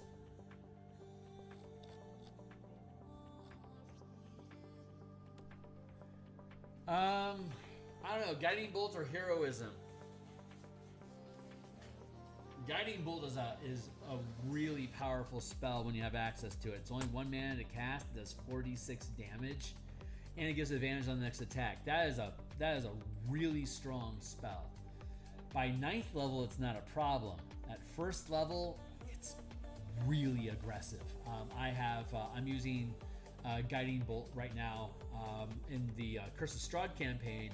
I'm playing a Selesnya Divine Sorcerer, white and green magic, who is a worshiper of Selûne in the Forgotten Realms. It's Curse of Strahd, so we came in from Forgotten Realms. I'm using white and green mana, so Selesnya, the Moon, makes sense. Let's run with it. All the spells I want from the Sorcerer list and the Divine list are all pretty much white and green anyway, so that folded together really, really nicely. But I use Guiding Bolt as a sorcerer like all the fucking time. That is my that is my damage spell. So it averages 12 damage. It could crank up to 24. It can crit.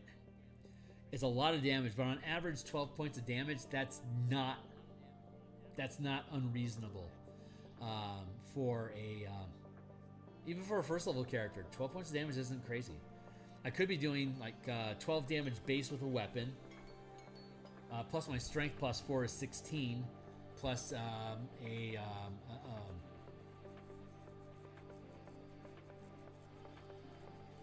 and 16 is probably that'd be my cap, but on average it would be what, 10?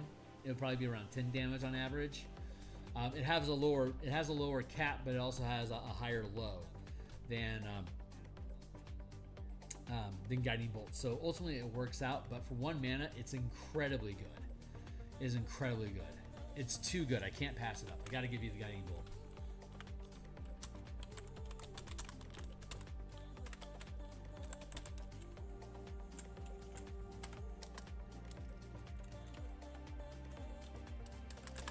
And then which one feels more like Boros? Aid or Scorching Ray? I'll say Scorching Ray. They're military, man. They're going to be leaning the hell into combat shit. So I don't feel bad about that decision. 3rd level, Beacon of Hope or Blinding Smite? Beacon of Hope. Let's do that.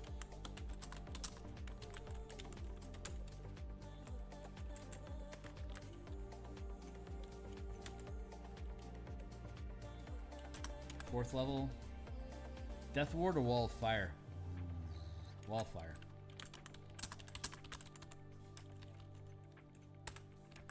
Wailing into the flames in hell. Flame Strike, 5th. Easy peasy, right?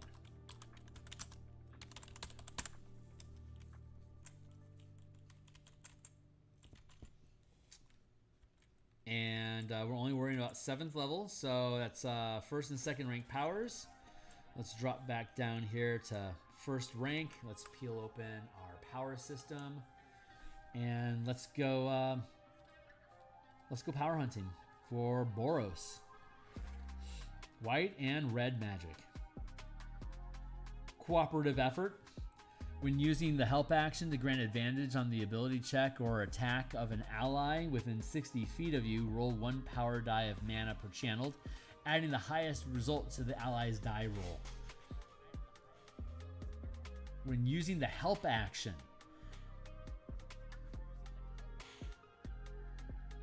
you'll automatically give your friend an advantage on their attack roll or ability check, but this spikes it, giving you at least 1 extra power die. It's kind of like Bless with a D6. That's a good one. Cooperative effort also feels a lot like Selesnya. So if we don't have to use it, let's not.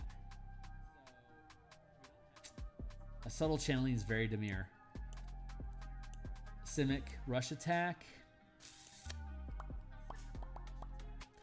You can channel this exploit as part of the move action. When you move at least 10 feet during your turn, the first attack you make before your next turn is rolled with advantage, and you can roll 1 power die per mana spent this way, adding the highest result to your attack roll. So you give yourself advantage and a further boost to hit, and you channel this as part of your movement. So again, the rogue is winning here because the rogue could use rush attack, spend a point of mana to not only deal an extra point, not only to gain advantage for sneak attack onto yourself, but also ramps the attack bonus that you get. With just raw math. That's a pretty good one. I think I want to give that one to him. Rush attack. Plus, it just feels like Boros. We could argue that that could go into Gruul very, very easily. Is that Gruul, Boros, Rakdos? It doesn't feel like Rakdos at all, though. So I think with the Legion, like the Legionnaire attitude or motif of Boros, I think Rush Attack makes the most sense on them. Let's find another first rank power. Ooh, First Strike. Not yet, my friends. Not yet. Maneuvers, Coordinated Attack. You can empower 1 ally per mana expended this way that you can see or hear to use their reaction to make a weapon attack. Rolling 1 power die per mana expended this way, adding the highest result to the attack against a target you and your ally can see. Okay, yeah, coordinated attack, that totally makes sense for Boros. Selection approved.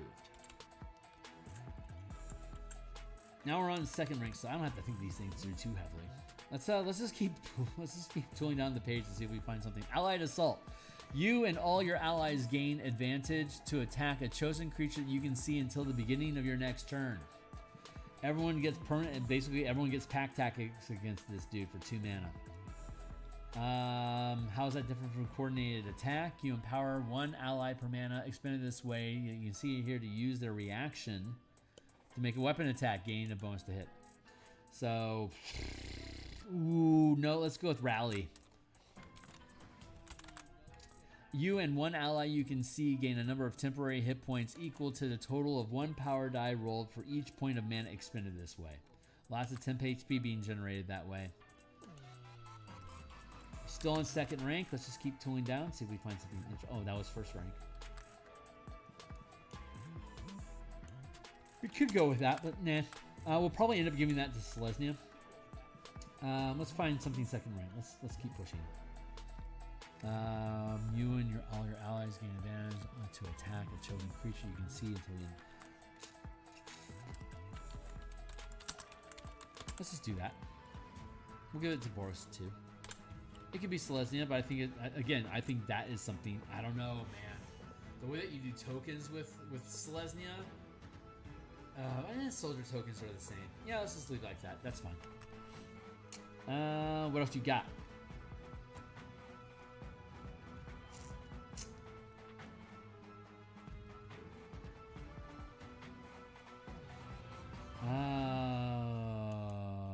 Countering attack. As a reaction to when a creature within range of your weapon attack uses the magic action, make an attack.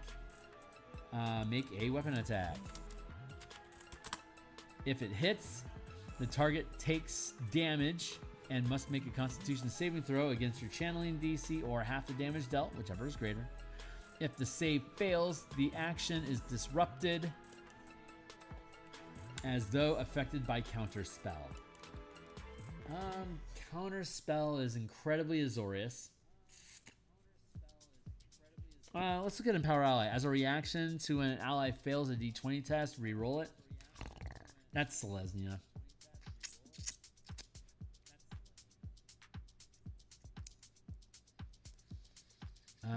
Saving Grace. If you fail a d20 test, re-roll it, including any number of power dice, keeping the new result. Roll with the hit. As a reaction to taking damage from an attack, reduce the damage by half. Let's do with roll with the hit. I think that feels good. Hey folks, what's going on? Everyone that's tagging along and taking a listen, the playtest document that I'm working in here, it's linked down below. Just look in the description where it says playtest doc. It's going to be read-only for you. And if you look at all the books I have listed down there, especially the Color Mana books, you'll see that all of them have free previews. The ones that I publish personally under my name, 100% free preview. You can read the entire book, front end to back end. We are currently going through the process of updating all of the MTG stuff from 5e14, including the Color Mana system that I developed there on DMsGuild. All of it is being updated for 2024. I don't expect to have them published until like Q1 next year, but it is one of my flagship products. So I am looking forward to updating all of that, and we're going to do all of that shit here on screen with you guys.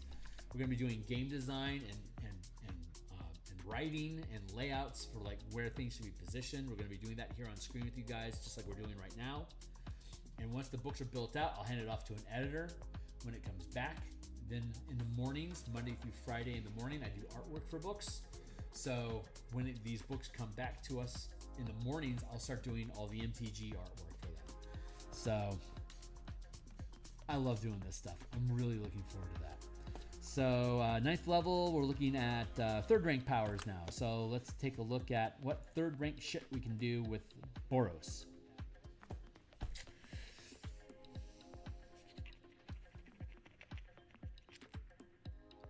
None of these reactions feel right. But let's take a look at what 3rd rank powers may be available. Life stealing is so Orzhov.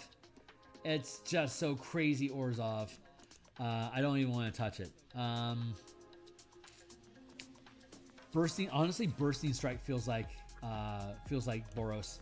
Your weapon deals 1 power die of additional damage per mana channeled, and so at 3rd rank, it's a D8 at 9th level, so it'd be 3d8 extra damage when you spend 3 mana, and any number of creatures you choose within a 10-foot emanation of the target also takes damage equal to the result of the power dice damage roll. Each creature that takes damage this way can make a dexterity saving throw for half. So for 3 mana, I'll do weapon damage plus 3d8 to the target that I actually shot or hit with a dagger or whatever. And then everyone within 10 feet of that target will take 3d8 damage as well, and they can save for half. Not the most efficient thing, but again, you can generate free mana during your turn to channel these things. If I want to, at 9th level, if I sacrifice my bonus action, I get 2 mana. It only takes 3 mana to use this. So at 9th level, my fighter, for instance, or my paladin, if I wanted to use Bursting Strike, I make an attack. If I hit, I can then sacrifice my second attack and sacrifice my bonus attack, and now I'm using Bursting Strike for free. But I gave up my second attack and I gave up my bonus action to do it. So all I have left is movement and my reaction if I haven't cashed it in already. So the system is designed to make martial characters incredibly dynamic, and the tactical choices that you get is your power selection, which you can change powers when you finish a long rest, so you can continuously adapt your character to evolve with the current challenge of the adventure. And the other tactical decision that you make is during combat, you can sacrifice action economy to generate free mana to channel these powers with. So you can create your own action loop combos that complement the type of character that you have, the guild that, or school, or god that you represent, that you're devoted to. While the spellcasters, their tactical decisions are the spells that you're selecting as well as they have a fat pool of mana and they can concentrate on a shitload of stuff. So it's up to them to see how do they want to use their mana pool to create different powers and create different spell effects and combinations. So having said that, the rank, right? Yeah, Bursting Strike. That feels so natural. 11th, and then oh yeah, we don't have to go past this. We're just gonna go to here for now. We'll finish out the rest of the list later. So let's go into Dimir. We're gonna grab this. All guilds give you access to bastions at 2nd rank, which is level 5.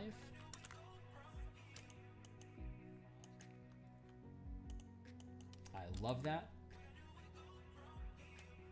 I don't love the bashing campaign system that Wizards published in the DMG. I think it's shallow and doesn't empower characters. It just gives them free stuff. It doesn't add to the depth of the game. The bashing campaign document that we've been producing, and again, that's in the if you check out my playlist on my YouTube channel here, you'll see bastions and in command. The back end of those playlists is us building the bashing campaign book just like this, going through all the process of building it out into a progressively generated campaign resource. Super cool. I am so looking forward to publishing that book. After we finish the Eberron Adventure, that'll be the next one that we work on, because I just think D&D needs better bastions than what Wizards gave us. So that's going to be my focus. Just like I think that we need better Spelljammer than what Wizards give us, so I made the Spelljammer Combat and Exploration book link down below. I am particularly proud of that one. That is a fucking cool book. I am proud that it came out of me. Let's go to Dimir. Oops, wrong button. Oops, wrong button. Where I want to be is here. Here, Dimir. This we can back.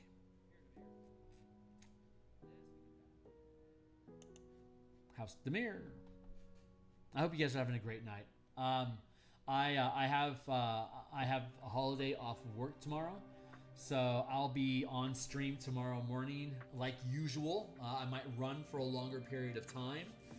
I know I'm going to be doing lunch, dinner, something. I'm not sure what the timing is with family and friends tomorrow, so maybe I'll be on tomorrow to work on this some more in the afternoon. Maybe I won't. I don't know what my timing is going to be. So we'll see. And then I'll be back Monday night to continue this project. And then Monday night, Thursday night, Tuesday lunch, Friday lunch. That's my normal schedule for doing game design like this. And right now it's all color mana and martial power stuff. That's all I'm doing right now, because I want to get this built out to a point where, like, once we finish this background stuff, we'll work on the Strixhaven PvP sport rules. And once we finish that PvP mechanic, we'll be able to start playtesting that on my Discord. I'm looking forward to that. But once we get the Strixhaven stuff resolved, then I'll be able to potentially switch to another book, or add out more details to this, or who knows? There might be a new UA that Wizards releases with more subclasses that we get to translate into the color mana system. All the subclasses, the ones that are in 2024 book, all the ones that have been released on the Arcanas, and all the ones that haven't been touched yet, left behind in 2014. They've all been updated to 2024 in this document, using the mana system, along with the full scaffold build level 1 to 20 for all 14 classes, including the Scion. And you can check in the Wayback Machine in my my playlists to see all that stuff. It's not necessarily the most easy to navigate, but it's there. Dimir, here we go. Oh no, I want to go to spells. Sorry, got me in monologuing again. Yes, encode thoughts, but it's not in the player's handbook, so we skip it. So disguise self. Is disguise self or sleep? I think it's pretty obvious. Disguise self.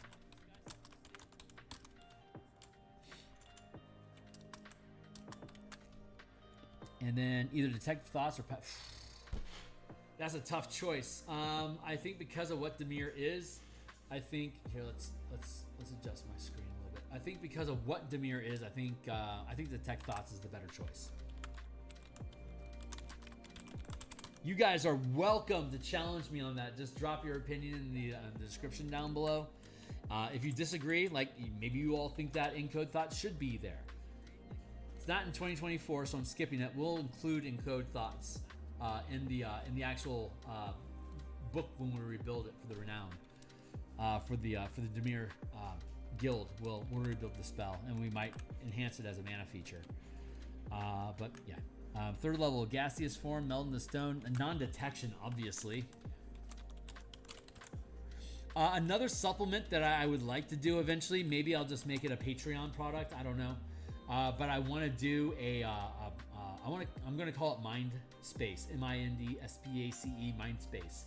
It's a Dimir versus Azorius conflict, dealing with thought police. The Dimir trying to conceal their thoughts and conceal their actions, versus Azorius looking to police people's thoughts and using clairvoyance and precognition to track movements of Dimir.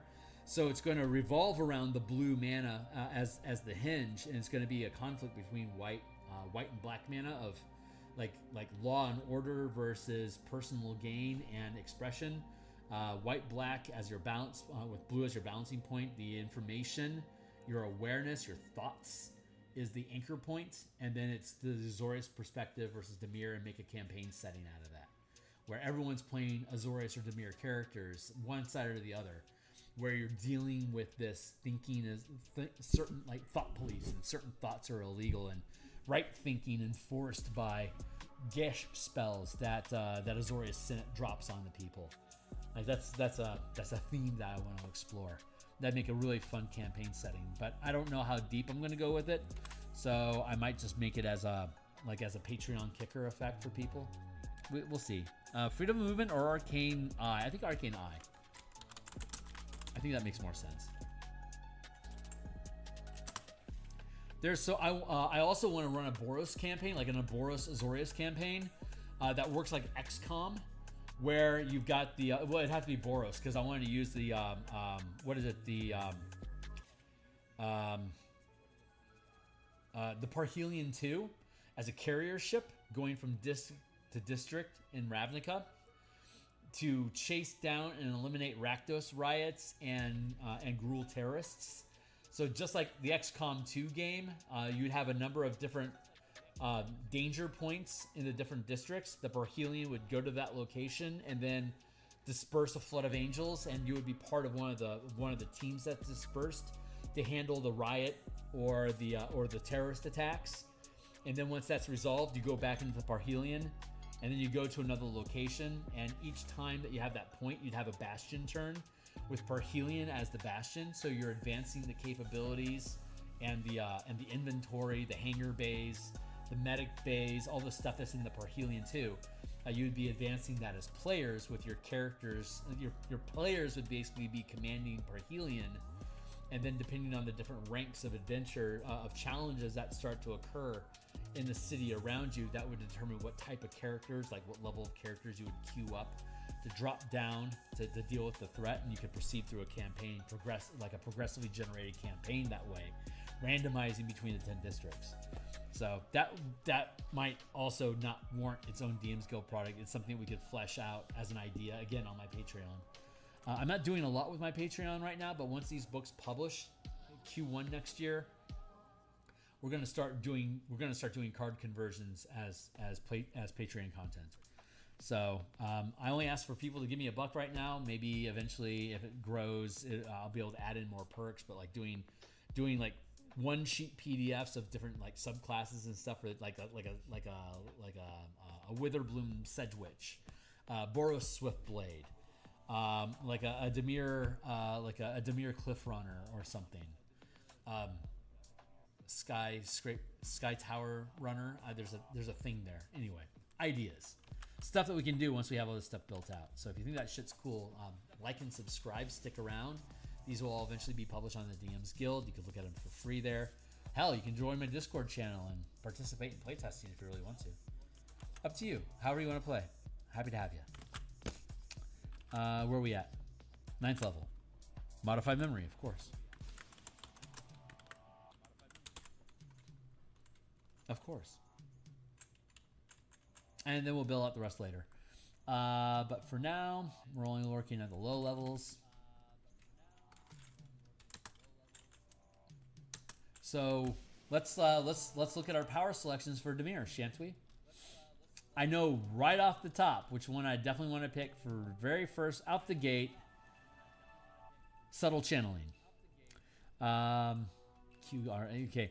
When you channel a power, there's no visual evidence that you are the source. Because there's no verbal, somatic, or material components when you channel power, it's just mana that you generate as a part of your actions during combat or while you're exploring or whatever. There has to be some sort of way to interact with or be aware that magic is being used. It doesn't just happen. There has to be some sort of an effect. Except if you're willing to expend a point of mana to make it subtle, in which case there's no evidence that you are the source of creating that mana. Like if I'm going to use like a Thundering Strike, for instance, and I hit you and I'm using, say, white mana as a Boros character, it'd be red mana as a Boros character. I hit you with red magic. Maybe there'll be like a surge of red energy that comes from my maul when I hit you, and it punts you 30 feet through the air, and like little streaks of red come off of you because of the red magic that I hit you with that hammer and Thundering Strike. But if I use subtle channeling, I just hit you with a maul, and then you toss 30 feet, you'd be like, surely you had to use magic for that. Surely. So like if I'm using mind control and shit like that with subtle channeling, I won't have like a wreath of blue and black energy around my head as I'm manipulating your thoughts like Wanda or whatever. So yep, subtle channeling. So obvious.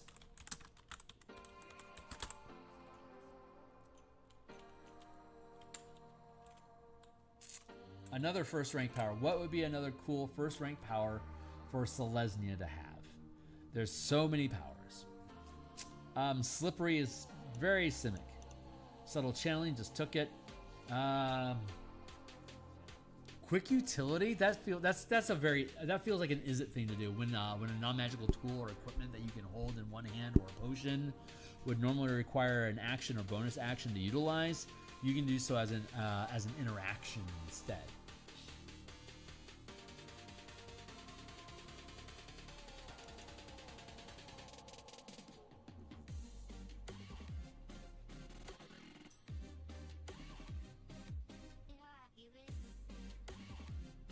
You can do so as an interaction that is part of another action you take during your turn, because that's how interactions work now. Instead, an interaction is assumed to be a utilize action, typically a utilize action, unless you're tying it to another thing, like opening a door. Is part of movement, so you'd be able to open the door as an interaction and then use your movement and then you're done. But if all you do is open your door, that's a utilize action.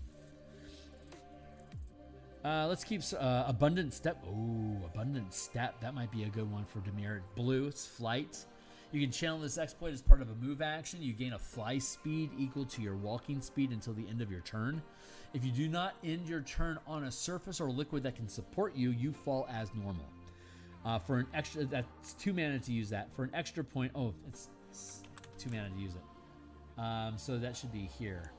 I think Abundant Step for 5th level feels pretty good. Super useful in the City of Towers.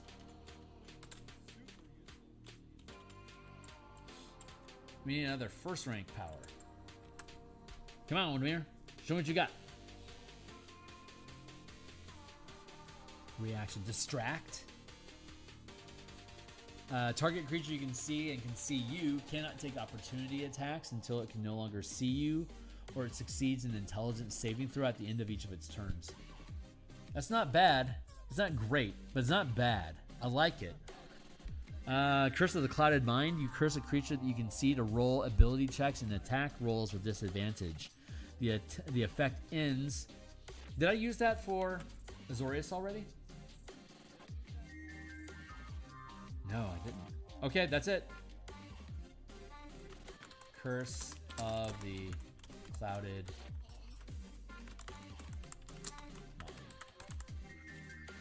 I stole that. I stole all the rights and subclass features from the Blood Hunter and converted all of them into powers. I don't like the cutter, like the deal yourself damage, hurt yourself to empower yourself. I don't like that narrative. You could use that narrative if you wanted to, but I wanted to convert them all into a power system like this so that you could have a Blood Hunter Ranger, Blood Hunter Warlock, a Blood Hunter Paladin, a Blood Hunter Rogue, a Blood Hunter Barbarian, a Blood Hunter Fighter, a Blood Hunter Artificer. Like a Barbarian, one of the things that a Barbarian can do is they can expend hit dice to generate mana. And when you do, use a D12, even if you're first level. You can get to roll a D12 because you spent a hit die to do it. I love that. And that being a Blood Hunter, you could express that as cutting yourself. If you're really into that cutter fantasy, you could be that guy. But you can burn your... But the Barbarian basically gets twice as much mana as anyone else if you're willing to burn your hit dice to get it. So I love that. I just love that ability. I think that's cool. Forgive me for geeking out over my own shit. I do it frequently around here. Hopefully you catch wind of it and enjoy it too. You can target a creature you can see to make an intelligence saving throw. If it fails, it can't take reactions until the beginning of its next turn, and during its next turn, it can only take an action or a bonus action. No save. Oh no, it does have a save for the action reduction. Versus Curse of the Clouded Mind, you curse a creature that you can see to roll ability checks and attack rolls with disadvantage.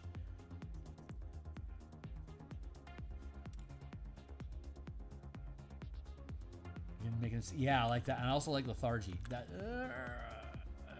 is Lethargy someplace up? No, actually, I think that's really good. I think that honestly, Lethargy feels more. That feels more Golgari than Dimir. Honestly, I bet I can find other good Dimir stuff. I'm gonna leave that for Golgari. That feels right. Ooh, but Befuddle or Beguiling Trance. You can target a creature that you can see to make an intelligence saving throw. If it fails, it can't take reactions until the beginning of its next turn, and during its next turn, it can only move or take a bonus, an action. Yeah, intelligence saving throw. Creature immune to charm, roll with advantage. I might end up removing this because it feels pretty redundant and less good than Lethargy, because Lethargy is also an intelligence saving throw, and it disables reactions for a longer. It disables all reactions, while Befuddle only disables you for 1 round. Move, act, or take a bonus action. No, that's a pretty good shutdown. We'll keep it. We'll keep it for now. I'm not 100% convinced. Not 100%. Ooh, Curse of Enfeeblement. You curse a creature that you can see to deal half damage.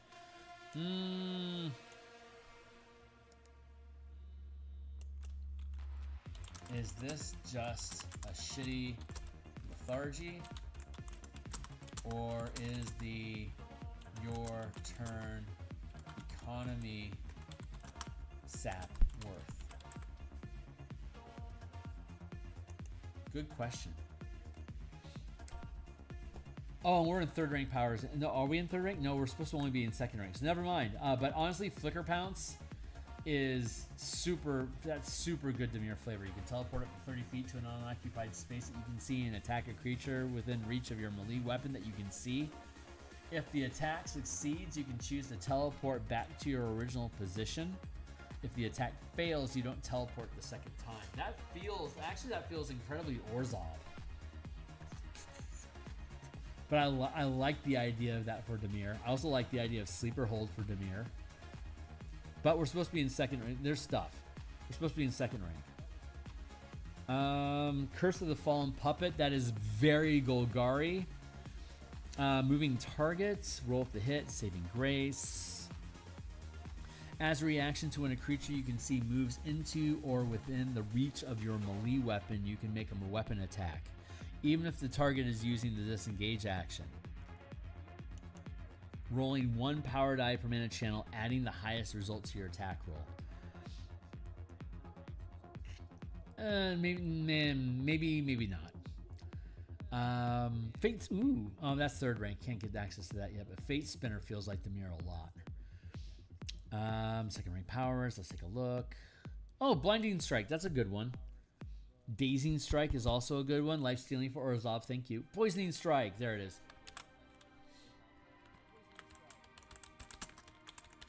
Of course.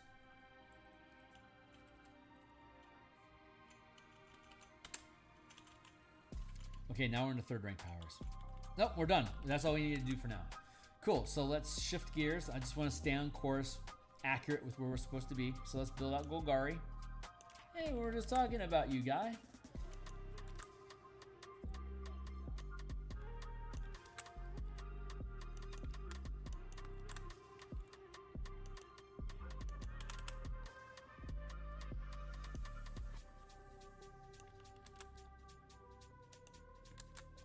I am excited.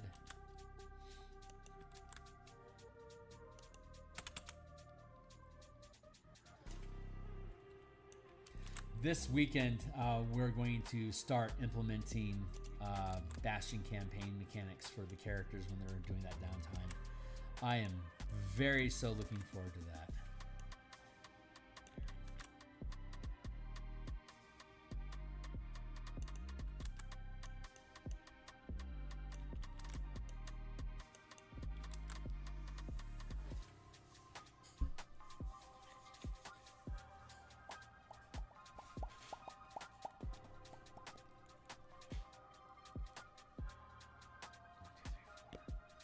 Okay, so that's good. We can scrap this.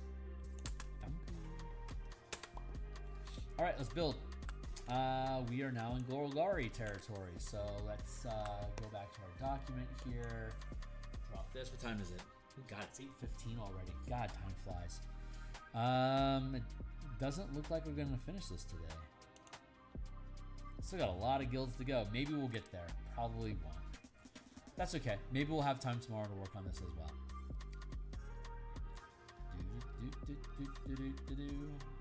Golgari, Golgari, Ray of Sickness, of course.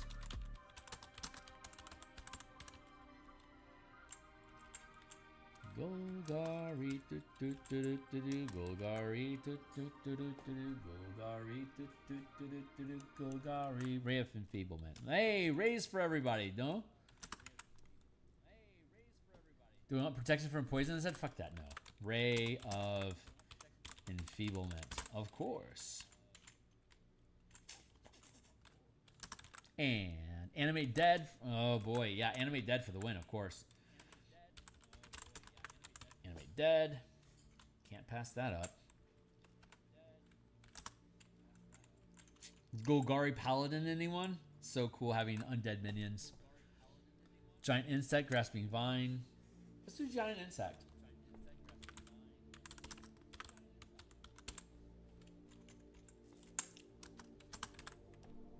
Cloud Kill or Insect Plague? Cloud Kill. Of course. Of course. And then we'll bail out the rest. Okay, so back to Golgari.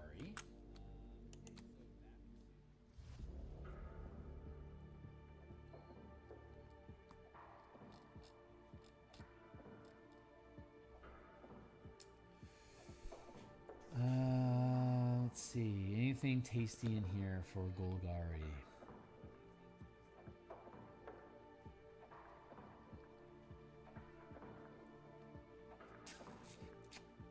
Goad, Rally, Shunt. No.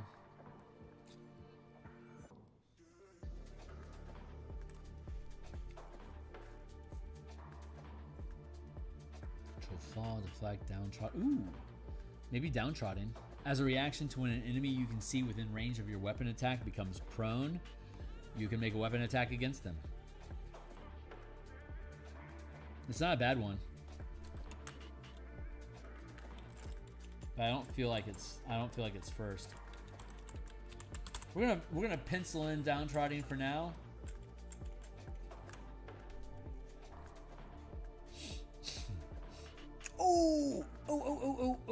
Oh, yes, let's do that. Caustic Strike. Your weapon can deal acid or necrotic damage and increases damage by 1 power die per mana channeled at the beginning of the target's next turn. It must make a Constitution saving throw. Success means it takes no extra damage. Fail, it means take power dice of damage again, and the effect ends.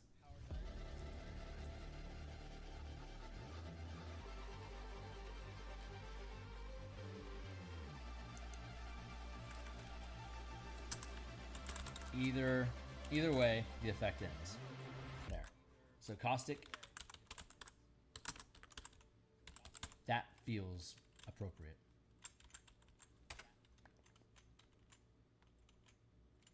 Downtrodden sounds fine. I'm not going to change it just because, but if something else just jumps out at me as you got to do this, then we'll do it. Now we're looking at second rank. I feel like there was second rank stuff that we were already looking at. Curse of the Fallen Puppet. Super obvious. Let's put it at 7th level so we're not just doubling down on Animate Dead. Actually, no. Let's double down on that curse.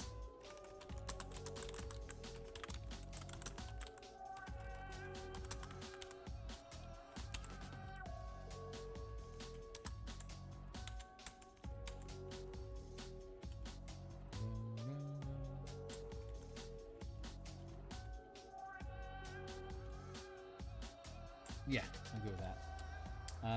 7th level, still second rank. I think we still have second rank stuff that we want to do. Hold on. Yeah. Poisoning Strike, second rank. Your weapon can deal poison damage and increases damage by 1 power die per mana channeled. In addition, the creature is poisoned. The creature can attempt to end this effect by succeeding a Constitution saving throw at the end of each of its turns.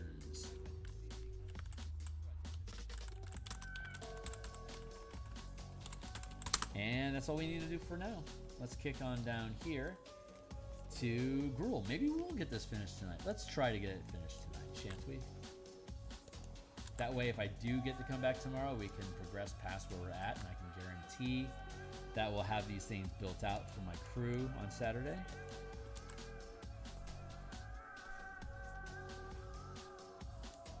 Hopefully you think this stuff is interesting, guys, and I appreciate folks that are hanging out. Like, seriously, thanks a lot for being here. There's so much awesome potential between D&D and MTG. It's a shame how, I guess, afraid Wizards is about crossing the streams. It's like, I mean, this could have been the revised 5e24. Like, if they really wanted to blow people's socks off about making a game, they could have just hard leaned into color mana. It's such a variant away from how they run the game. It breaks so many D&D traditions. I would not expect it. I would never be that vain to assume that they would use it the way that I use it. But again, I built this system. That's my timer to make sure I stay on track. But the only reason I did this is because they refused to. That's what inspired me to make all these books. If someone's got to do it, and if Wizards refuses to, why not me? I'd already been an enthusiast. I've already been a mana point enthusiast since 2nd edition with the Scions, and then 3rd edition with Book of 9 Swords. That all fell away in 4th edition, and 5th edition's just built stupid. The spell point system that they use in the DMG, it's like they made it clumsy on purpose so people wouldn't just ask, why aren't we using spell points? Because tradition. They don't want people. I don't think they want people just directly questioning it. It's going to cause more trouble for them than answers. I think that's how that came about. I mean, I'm pretty vain, so don't mind me. That's just my philosophy. But where are we at? We're in Gruul. But I sling barbs at them because I love MTG and D&D both, and I've waited 25 fucking years, to have this sort of a system. I made this in 2018, so I waited 18 years for Magic the Gathering to get their shit together. But if I had tried to do it sooner than that, I wouldn't have done it right. It would have been a Thunderwave. I don't know. What do you guys think? Compelled Duel or Thunderwave?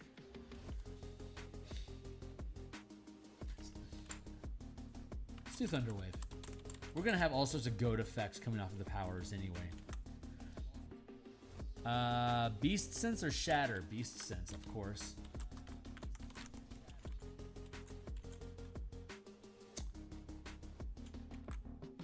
I don't know. Shatter's a good one too. I don't know. We'll see. Conjure Animal or Conjure Barrage? Jesus.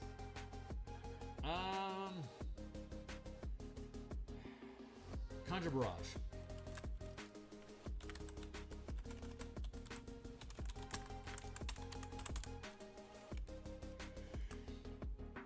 The way that they changed Conjure Animals, that's a very Selesnya type spell now, in my opinion. But I mean, it's animal spirits that feels a lot more Selesnya than Gruul. Dominate Beast or Stone Skin? Dumb Beast. And then Destructive Wave. Acceptable.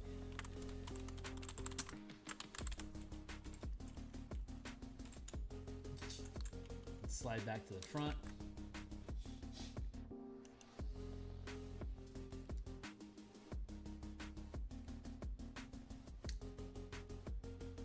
I don't know, man. Oh, Goading Strike's a good option. God, there's so much good Gruul flavor in here.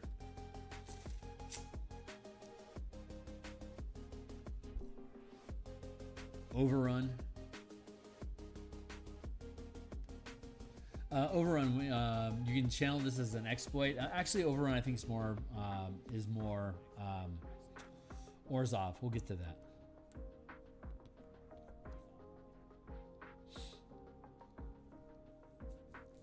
Thundering Strike is such a good one. Goad. God, Goad is good too. Yeah, let's do that. Right up front, sure. Thundering Strike. Since we already got the Thunder theme going on right now, let's stick with it. And then we'll go with Goad here. Goad.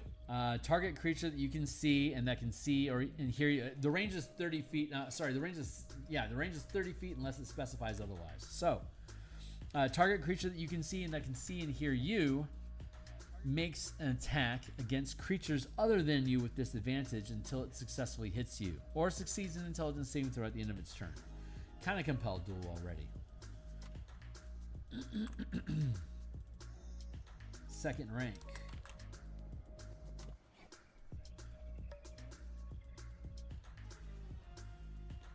Reactions.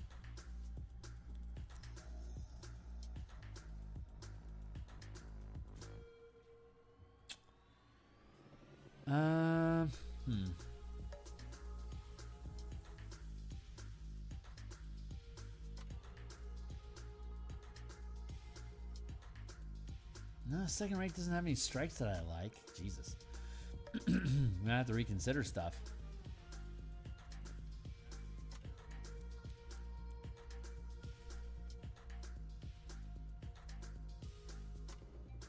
Present. Oh, Giant Growth, of course. Of course.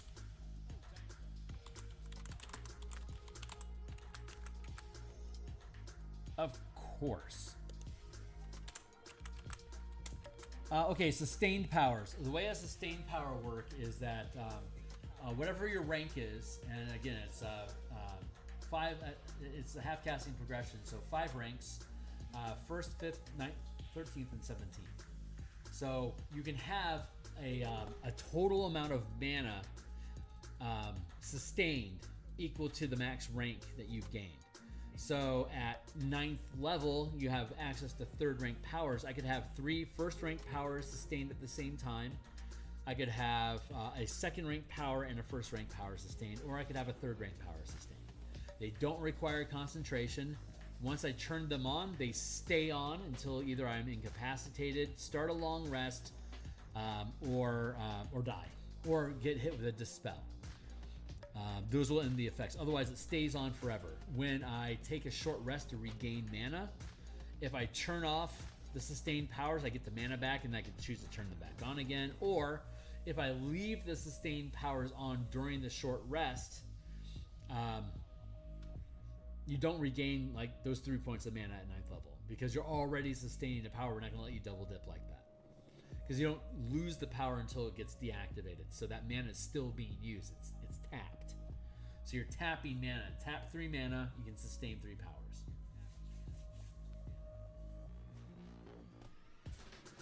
Just like you can tap concentration. If I tap 3 mana, I can maintain concentration on a 3rd level spell. Or I can maintain 3 first level spells. Or a 2nd level spell and a 1st level spell. But now I have to maintain concentration on all 3 of them. And that gets really difficult.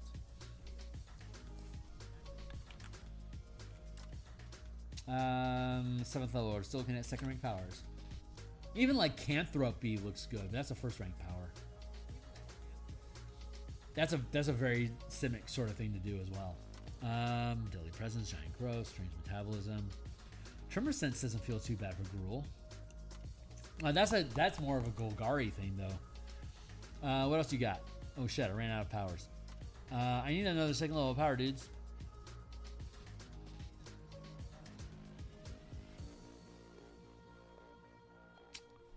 Poisoning, gain, life straining, thundering, repositioning. Nope. Give me a reaction I can use. Roll with the hit. Saving grace. Nah.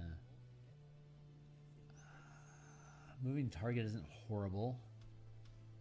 No. Oh, we're back into the maneuvers already. What you got? Double strike doesn't feel horrible. You can take 2 weapon attacks against the same creature, or the same or different targets. These attacks can't be sacrificed to generate mana. This is a maneuver. Maneuvers you can channel a maneuver as a magic action or a bonus action, and you can do them both in the same turn. So, double strike costs 2 mana a pop, but I could do it twice during my turn. So I could have 4 attacks. I'm willing to spend 4 mana to do it. I like that. Let's use it. Double strike.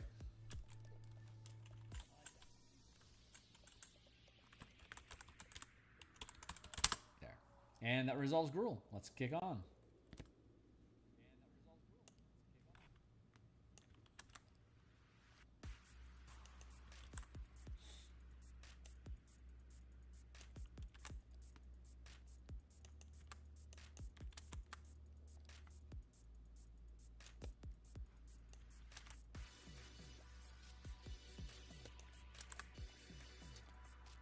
We'll clear up this. Director, advisor, move along.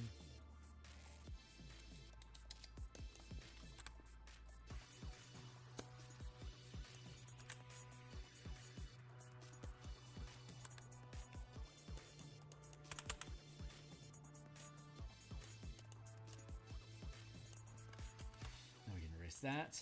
We'll go to Izzet.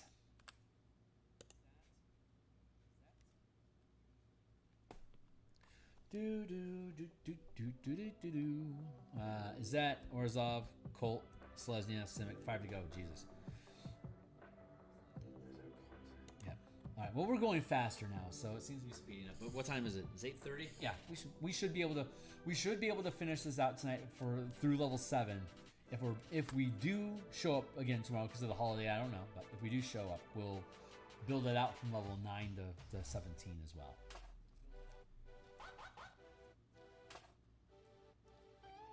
Give me some spells.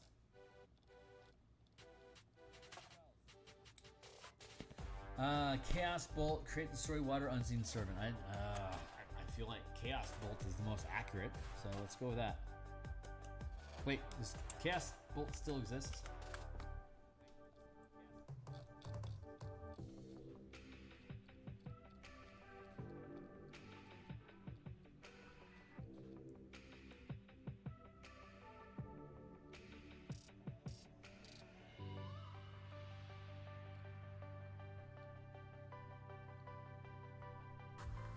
No.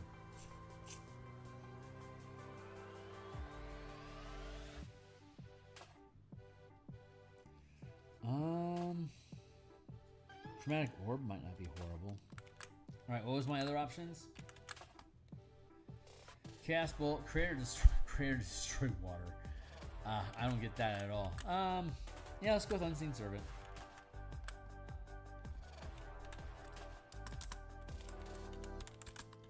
If anyone wants to contest me on that, your input would be most welcome. Be welcome to drop. Be welcome to rebuttal me in the notes in the chat here.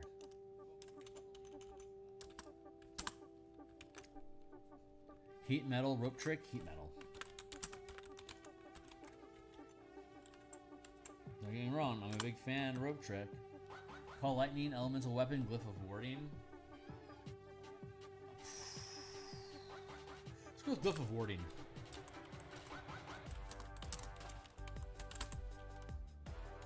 I just think there's more potential with that one. 4th level. Conjure, divination, overlooks resilient sphere. I don't know what you guys think. Conjure or sphere? Not divination for sure.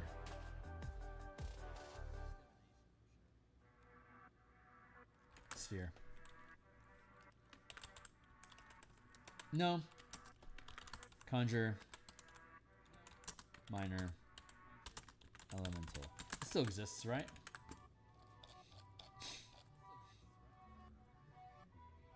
There you are. Oh, that's right. That's the radiant, the surrounding damage effect now. It's like Spirit Guardians. I forgot. And this, of course, will be just animate object. That seems to make sense for. That seems to make sense for Zeds. All right, that sounds good. So let's go back to here. I already know I want to use quick utility. Quick utility, when a non-magical tool or equipment that you can hold in one hand or a potion that would normally require an action or bonus action to utilize, you can do so as an interaction that is part of another action you take during your turn instead. Quick utility.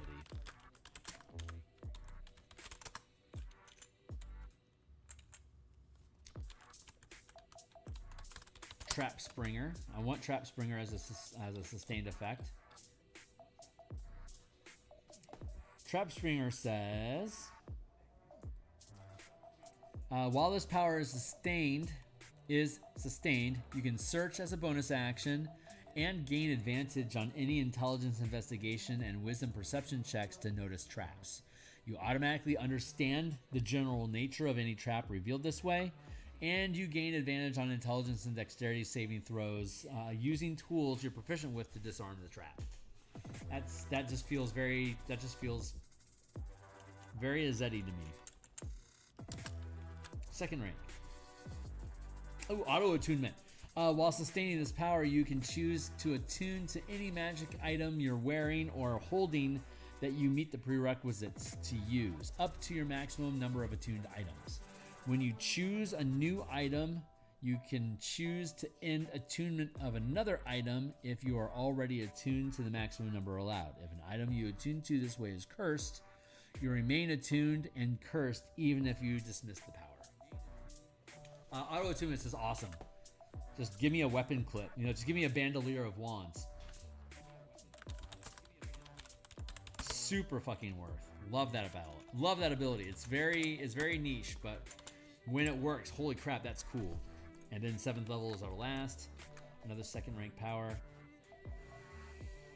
Let's go find something tasty. Restraining strike could work in a pinch. You restrain the target. Strength or dex check to escape.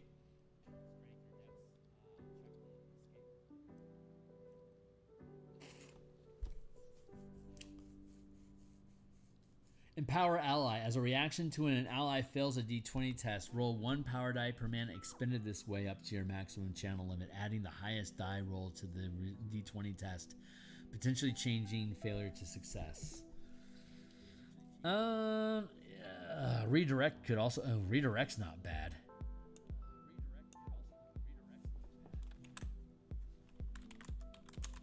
We're going to pencil in redirect and just check real quick to see if there's something juicier.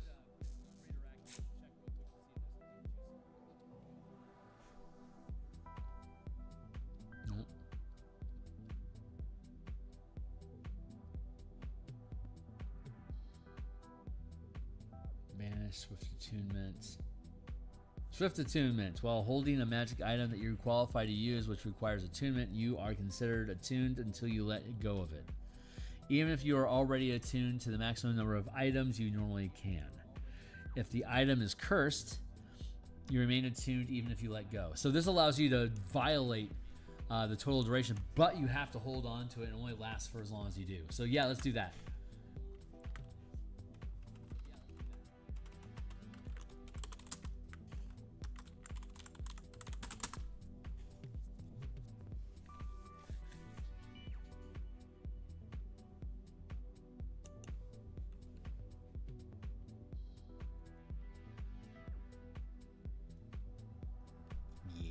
Okay, that feels good. A lot of attunement stuff going on, but that really is the Artificer Guild, so that just makes sense. Just makes sense to me. And as that's done, so we're making really great progress at this point. Let's keep going. We'll get through these.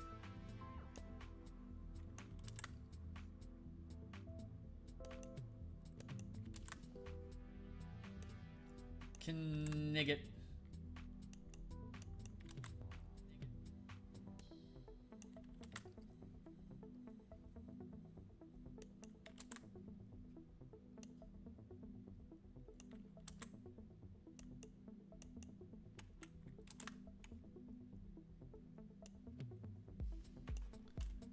Enter.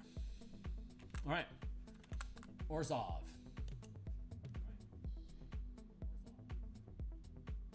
Let's pick some spells. Command or illusory script. Did we already pick command for Azorius?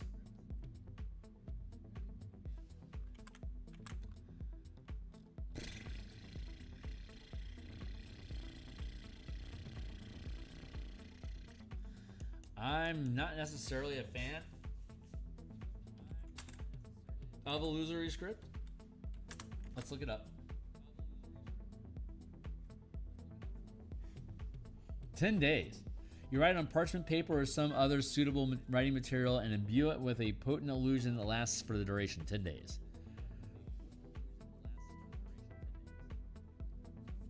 To you and any creatures you designate when you cast a spell, the writing appears normal, written in your hand, and conveys whatever meaning you intended when the note is the text.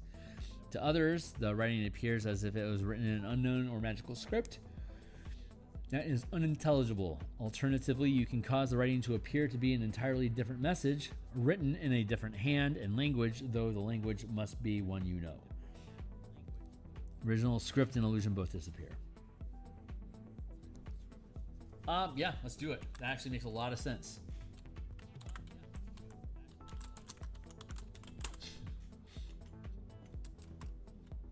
I could see you writing contracts with that pretty easily. Enthrall, Zone of Truth. Ooh, Zone of Truth isn't bad.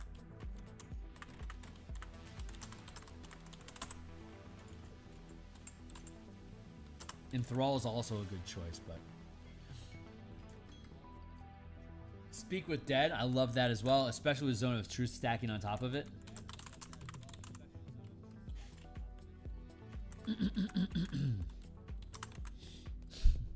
Blight, Death Ward, Lehman's Secret Chest.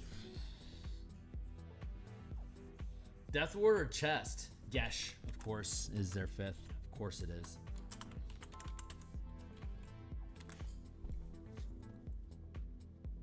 Not Blight.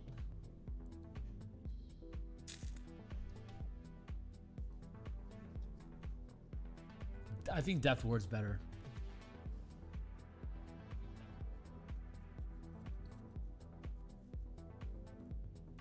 Keeps you from dying. I can see the white and black of it. Yeah, let's do it. Let's use English. Let's use proper cap. There. All right.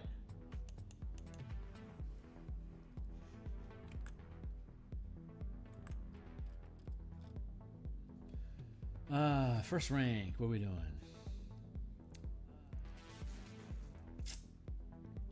Quick utility, quick investigation, subtle channeling, swippery, quick help, overrun, empowered effort.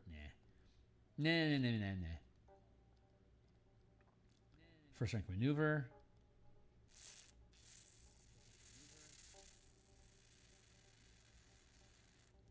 Coordinated escape. You can empower one ally per mana expended this way that you can see and hear you to use their reaction to attempt escaping the grapple condition from a number of sources equal to the mana expended this way, rolling one power die per mana expended this way, or adding the highest result to the check. In addition, they can end the prone condition as part of the same reaction. But I think flatten is better. Choose a creature that you can see standing on a surface that can support its weight up to a size large. It takes one power die of force damage per mana expended this way and is knocked prone. Spend 3 mana, you can knock down a huge creature. Spend 5 mana, you can knock down a gargantuan creature. Forcing subjugation. Forcing people to their knees. That feels kind of Orzhov-y, doesn't it? We need another first, so let's see if we can find it. Cursed Brand. You curse a creature that you can see to make saving throws against you at disadvantage. The effect ends early when the creature succeeds a save against you. That's a really good one. Cursed Brand. I like that. Second rank. None of the stank. We're going to use Life-Stealing Strike here, obviously. Not even a question. Life-Stealing Strike. Your weapon can deal necrotic or radiant damage, which is black or white, and increases damage by 1 power die per mana channeled. In addition, you gain a number of temporary hit points equal to the result of the power dice rolled. Any temporary hit points that remain when you start a short or long rest are lost. Life-Stealing Strike. I love that power. Second rank still. What the goodies lay about. Blinding Strike isn't a horrible option. If I can't find something, I'll use it. Can't imagine not finding something, though. Second rank. Come on, baby. Show me the bits.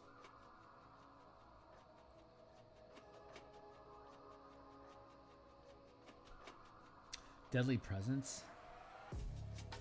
No. Oof. Oh, we just ran out of shit. Blinding Strike it is.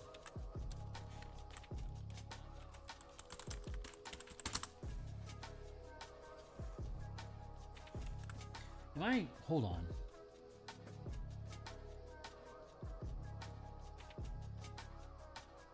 Attack maneuvers. While this power is sustained during your turn when you take the attack action, you can forego one or more of these attacks to channel an equal number of maneuvers instead.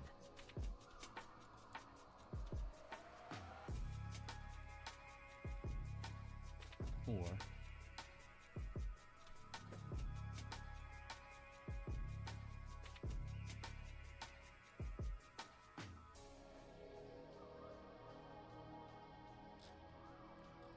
reactive maneuvers, got it.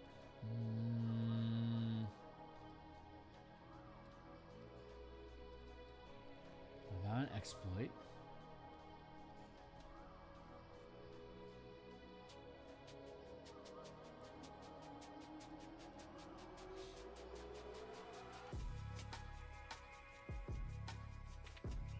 Hold on, I'm searching.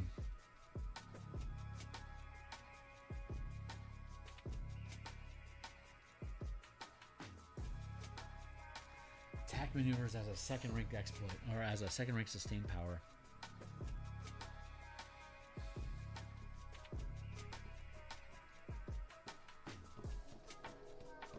I don't hate it, but I'm not in love with it either. Alright. Blinding Strike's great. Life-Stealing Strike and Blinding Strike, those are fantastic.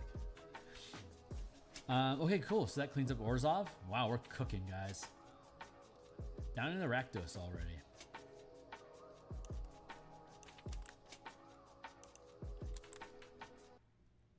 We got this.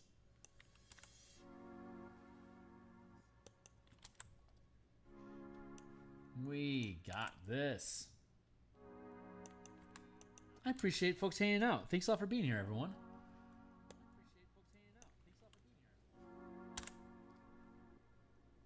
I try to generate a study hall kind of vibe. It makes it easy for people just to hang out and be creative on their own, or maybe I help bore you to sleep. My dulcet, smooth tones. But I I appreciate you helping out. I appreciate you being here, taking an interest in this stuff. Again, thanks. You guys are my community. I know this isn't necessarily a very interactive environment, but hopefully it's inspiring. All right, so let's cook with some Rakdos.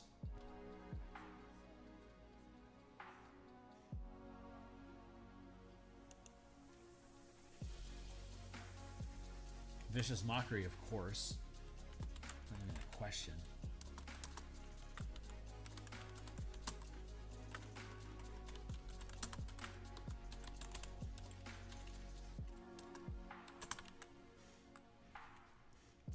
Burning Hands, Dissonant Whisper, duh.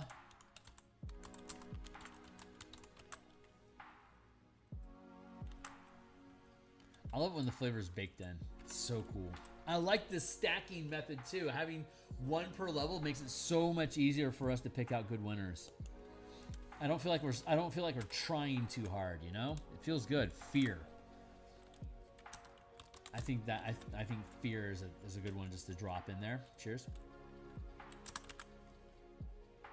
Confusion. No, let's go with Wall.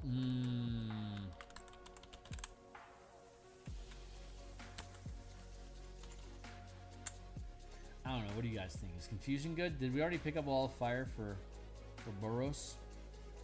Boros. Wall of Fire. What was our alternate for Dominate Person? Yeah, okay. No, we'll go with it. I think Wall of Fire makes more sense than Confusion.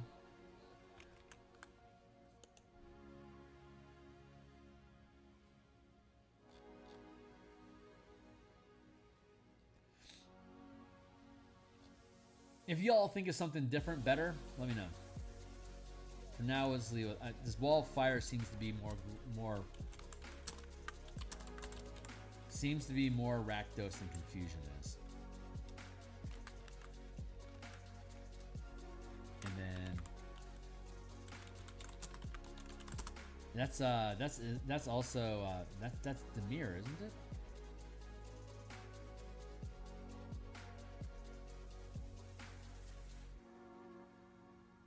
No, it's Modify Memory.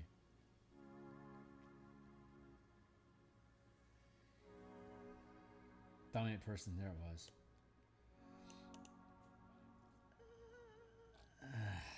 Fine. Whatever. We'll let it be.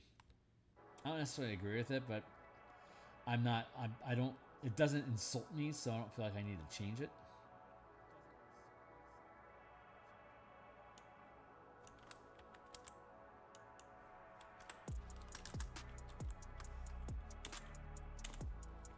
There. All right, let's pluck some powers.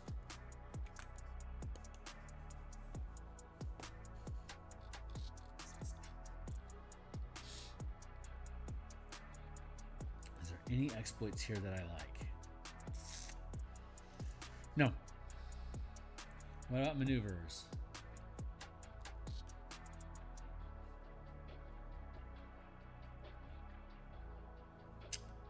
Goad, Rally, Shunt. Shunt, maybe? Shunt. Target one creature up to one size larger than you that you can see per mana expended. The target must make a strength saving throw or be pushed up to 10 feet per mana channeled in any direction. You can roll a number of power dice equal to the mana expending, adding the highest roll to the save DC.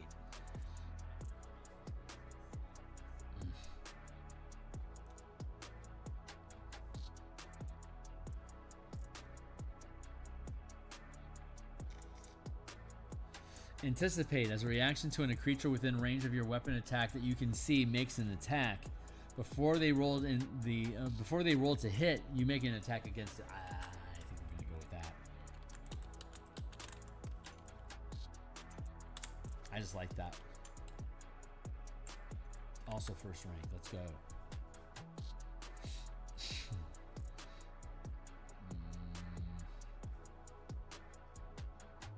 Reposition. As a reaction to a creature that you can see moves, you can move 10 feet.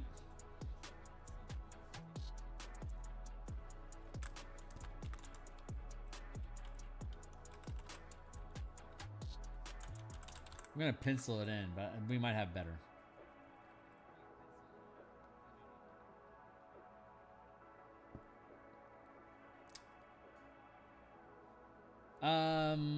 Distracting Strike. The weapon deals extra damage by mana, and the next attack roll against the target has advantage if the attack is made before the start of your next turn.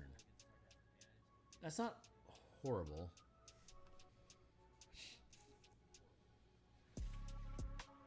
Goading Strike. Your weapon deals damage. The effect the creature you strike has disadvantage on any attacks made that doesn't target you. Yeah, let's do that. Goading Strike.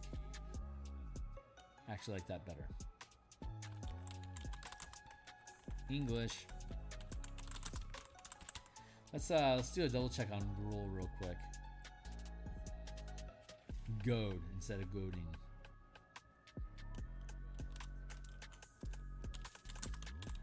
Let's do it this way instead.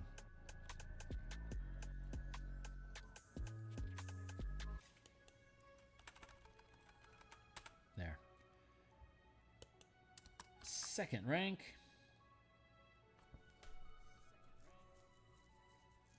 Dazing Strike, psychic damage, Constitution saving throw. If it fails, it loses reactions and can only do 2 of the following. Nah.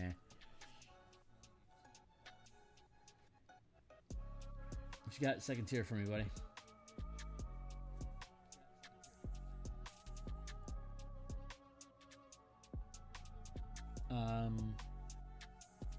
Yeah, Deadly Presence.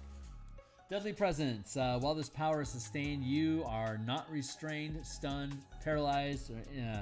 While this power is sustained and you are not restrained, stunned, or paralyzed,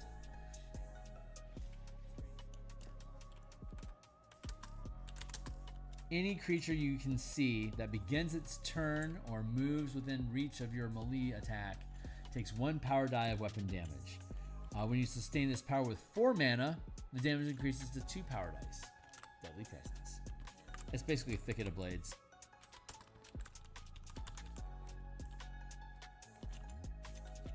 And what else you got?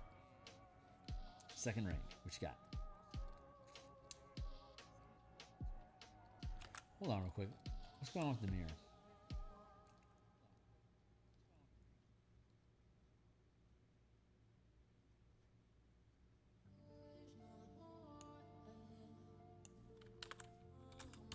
No, that should totally be Vanish. Hold on. I can't believe I didn't just automatically include that. Vanish is so fucking good.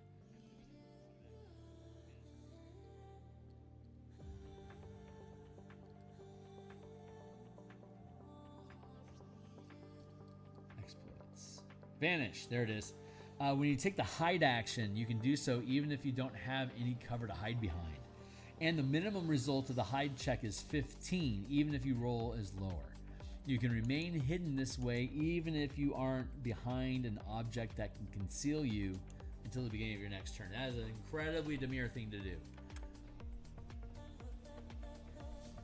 Alright, back on task. Orzhov, second rank power, let's go.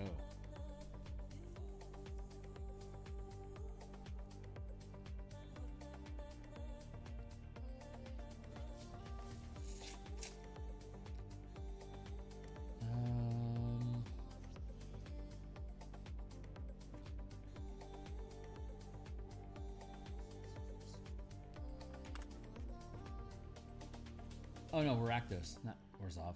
Jeez, what am I thinking? Deadly Presence, Goad, Anticipate. Let's do that again. So Rakdos, not Orzhov. Got lost in my own sauce. I'm almost cooked for the night, so it's good that we're almost done. Empowered Synergy. When you channel a maneuver or sustain power, you can make a weapon attack with advantage as part of the channeling maneuver. This attack can be made before, after, or while you channel the power, which can be used with Double Strike, by the way, or bonus attack.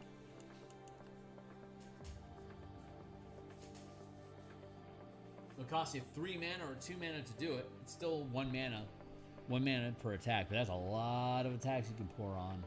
Let's do it. Let's go.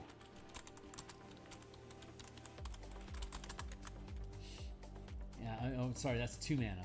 It's 2 mana to use that and 2 mana for double strikes. Like for 4 mana, at 5th level, you only have 5 mana, so it's expensive as fuck to do it, but you can do it. It's a good Nova Burst. All right, Orzhov done. Selesnya, we already saw a ton of cool stuff for Selesnya, so hopefully this will go really fast.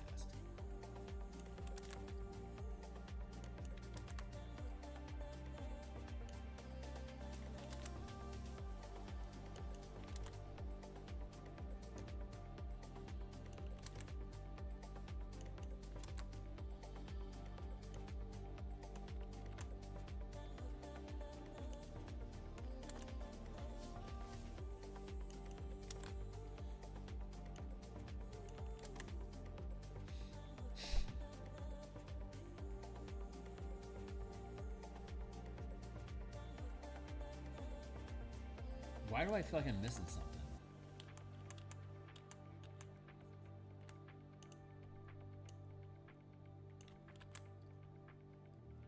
There we go. This will fix it.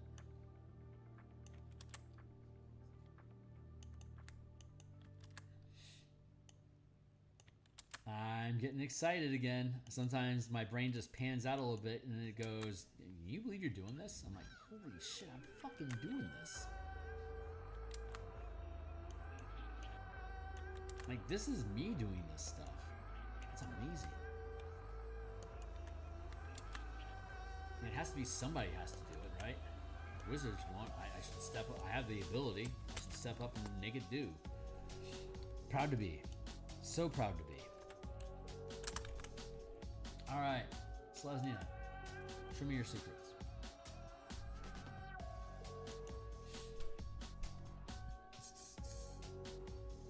Animal friendship, yeah.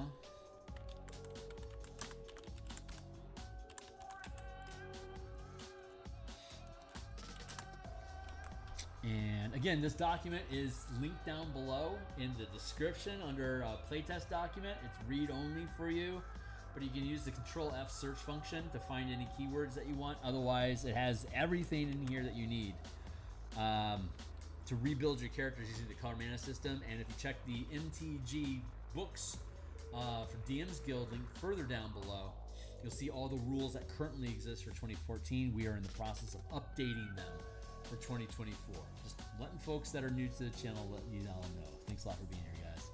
Really appreciate you giving this a look. Aid, Animal Messenger, Calm Emotions, Warding Bond. Warding Bond sounds very Selesnya.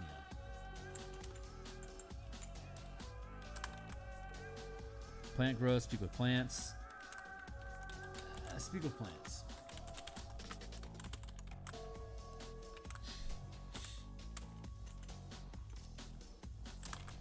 Thank you, Timely Timer. Let me know I'm almost out of time. Or of Life. Let's do that.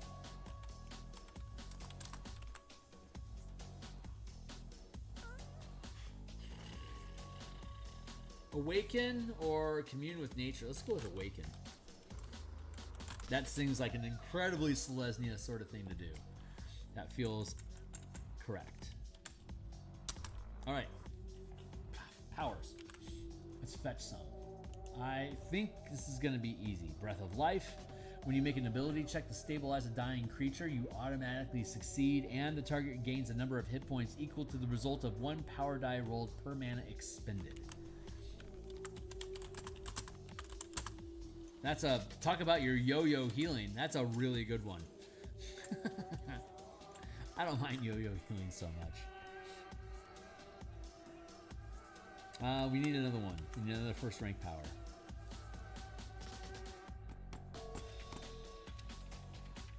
When using the help action to grant advantage on the ability check or attack an ally within 60 feet, roll 1 power die per mana channel, adding the highest result to the ally's die roll. Did we use that for Boros already? If we didn't, we're totally grabbing that.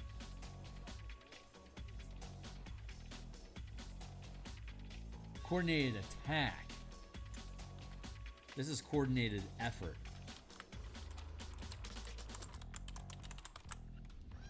Love it. Second rank, let's go.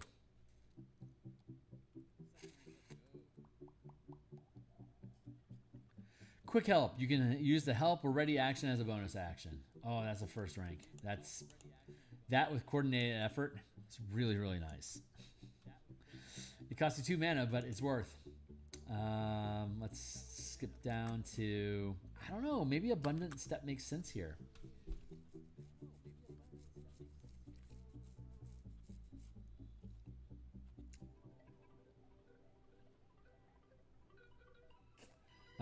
Let's see. Oh, regeneration. Let's do it. No, regeneration is Simic. Allied assault, no.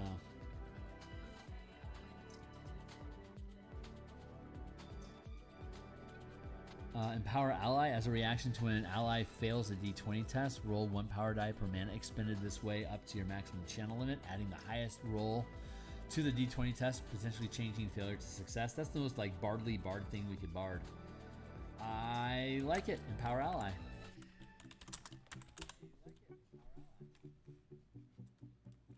And for now, we cap at 7th because that's where our playtest is at right now. So, 2nd rank.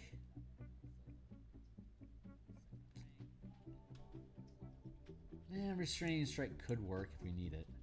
Let's check out some sustained stuff. Oh, no, that's adaptive resistance. That's too low.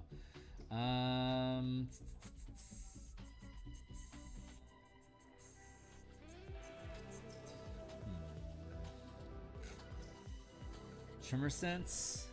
You're aware of the location and size of any creature on the same plane of existence of you that's within 10 feet of your max rank of power that is touching the same surfaces as you. But you don't know information such as what the creature is, what it looks like or sounds like, or what it is carrying. Creatures you detect this way that don't have full cover can be targeted as though you can see them. In addition, when using stealth during movement, you can roll with disadvantage to remain hidden from creatures with Tremor Sense.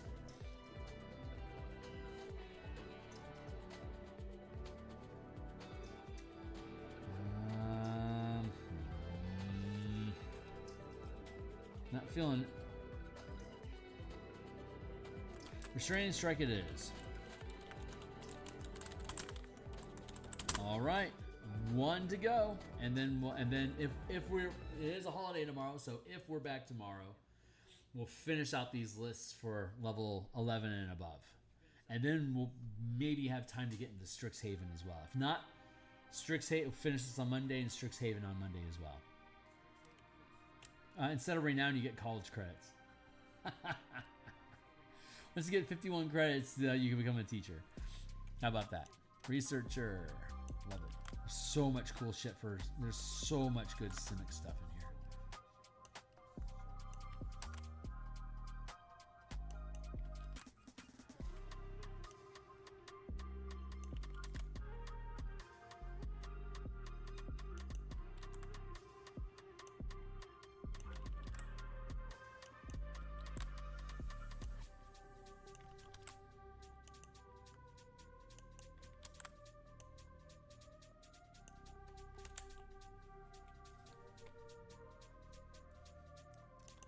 All right, let's check out our spell selection for said Simic.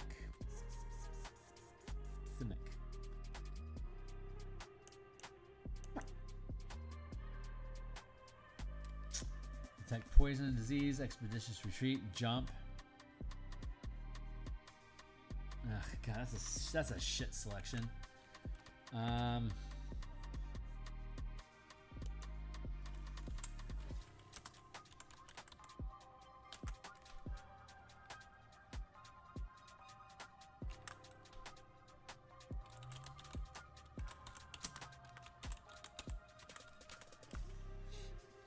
I don't even think detect poison and disease exists anymore. Am I crazy? Oh no, it's there. Huh. No, let's pick that up.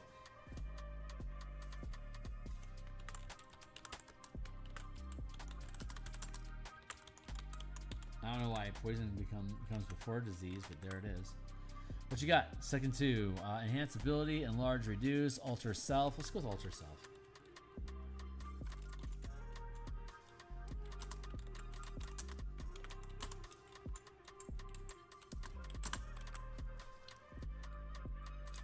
gaseous form, water breathing, wind wall.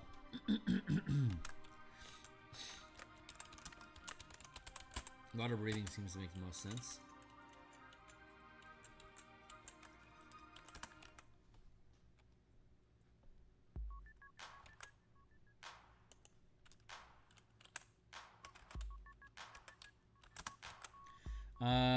Freedom of movement, polymorph, of course. Not even a question.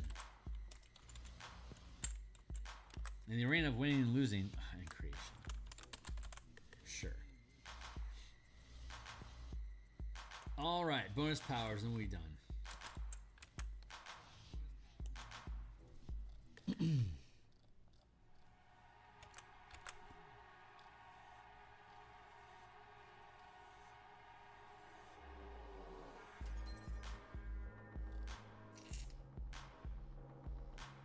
Let's see. Strange metabolism. While sustaining this power, you're immune to poison damage and the poison condition. In addition, as a bonus action, you can make an unarmed attack that deals 1 power die plus your strength or dexterity modifier of poison damage. And the creature is poisoned until it succeeds a constitution saving throw at the end of each of its turns. Strange metabolism is good.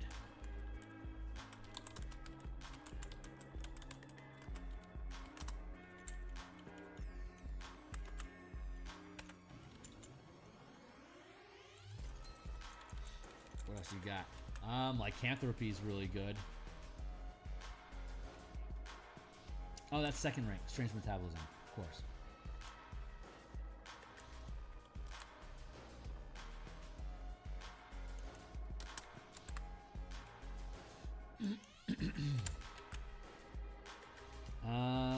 Let's see.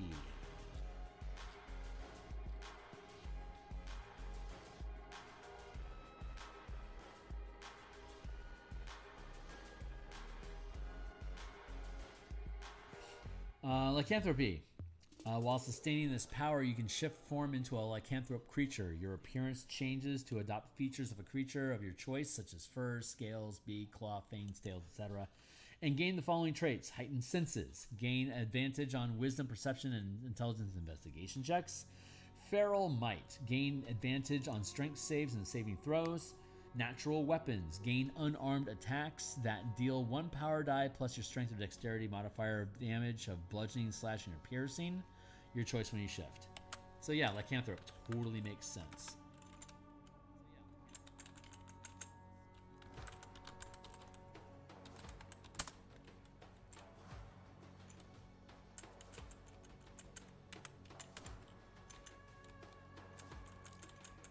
Also first rank. Let's see. Aquatic anatomy.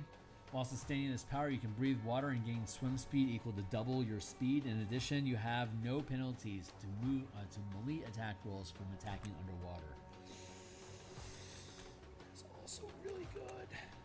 But I think the cream of the crop here is adaptive resistance. While sustaining this power, you gain resistance to 1 or more types of damage as listed below, in any combination up to your max channel limit.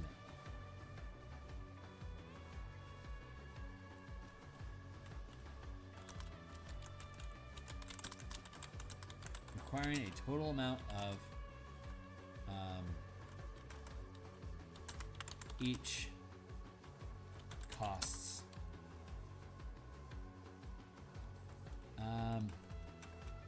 You can while sustaining this power, you gain resistance to 1 or more types of damage as listed below, and any combination up to your max channel limit. Each option requires an requires the listed amount of mana to be sustained. That's horrible language. That's why we hire an editor. But adaptive resistance is super good. Adaptive resistance. That's very Selesnian. Simic. It's incredibly Simic. 5th level, 2nd rank.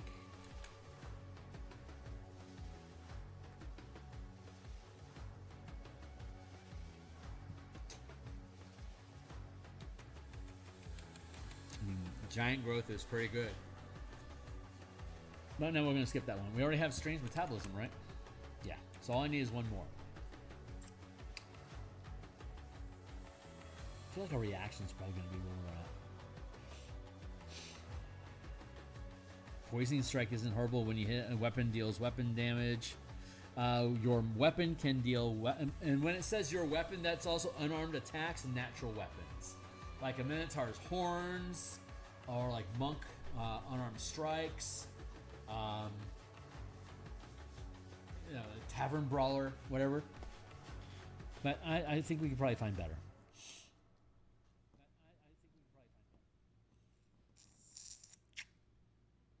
Saving grace if you maneuver to. God, regeneration is so obvious. Okay, did we pick up regeneration already with somebody else?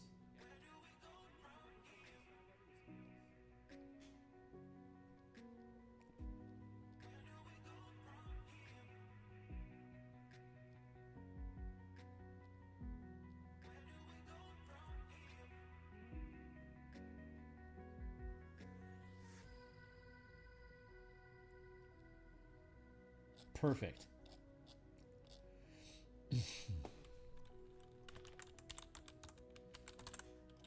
This is another kicker effect. Hold on.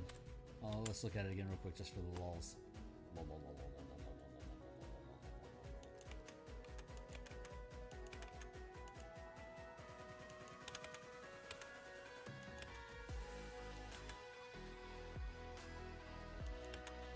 All right, regeneration.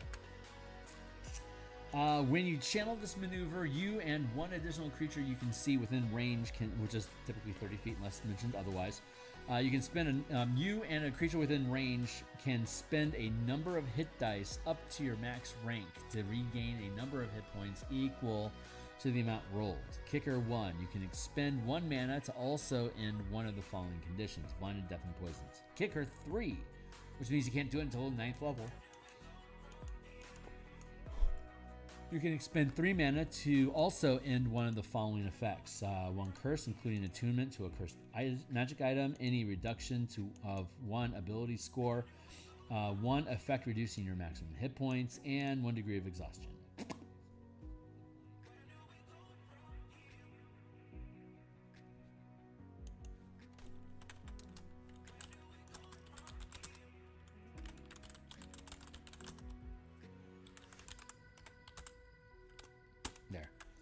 Regeneration, that's a good one. Dude, that's it. Okay, mission accomplished for the day, guys. Thanks a lot. I'm going to go ahead and bounce out of here for now. Tomorrow's a holiday. I know I will be on in the morning to continue with the Eberron Bob Ross painting that we've been creating. Check that out if you want in my playlist, and with God's grace, we'll finish it tomorrow. I don't know my timing tomorrow after that, so I might be doing a lunch, or I won't know until later. I won't know until tomorrow what my timing is exactly. So if I happen to know by the time I finish streaming tomorrow, I will let you guys know in an announcement on my Discord channel and my social media feeds that you might already be aware of. And then that'll be it for the week. I'll be doing playtesting again for Martial Powers and Mana System on my Discord server at 7th level. Tomorrow, Saturday morning, 9 o'clock PST minus 8 UTC, Seattle time. And then, regardless of what happens, on Monday when we come back, we'll continue working on artwork for the Eberron Adventure in the morning. And just like tonight, Monday night, we do a 2 or 3 hour stream of game design. Whatever we don't have the opportunity to work on tomorrow, whether we're here or not, whatever we don't have the opportunity to work then, we will complete on Monday, which means we'll probably get through the Ravnica guilds, and then we'll start building out the Strixhaven backgrounds. We'll fix all of these, like fixed to use with 2024, using the same format. So, but that's it for now, guys. Like, subscribe, hit the bell icon for notifications. I've got a ton of books down below. They all have free previews, but if you want to support my effort, buying those books would certainly help if you think any of them are cool and you're a 5e enthusiast. Otherwise, you can jump into my Patreon. I only ask for $1 for support. You can certainly offer me more if you want. You're also welcome to join my Discord. Follow me on social medias. Again, like and subscribe here. And I'll be back tomorrow morning. So I hope you all have a great night. Thanks so much, everyone, for hanging out with me. I really appreciate it. Cheers.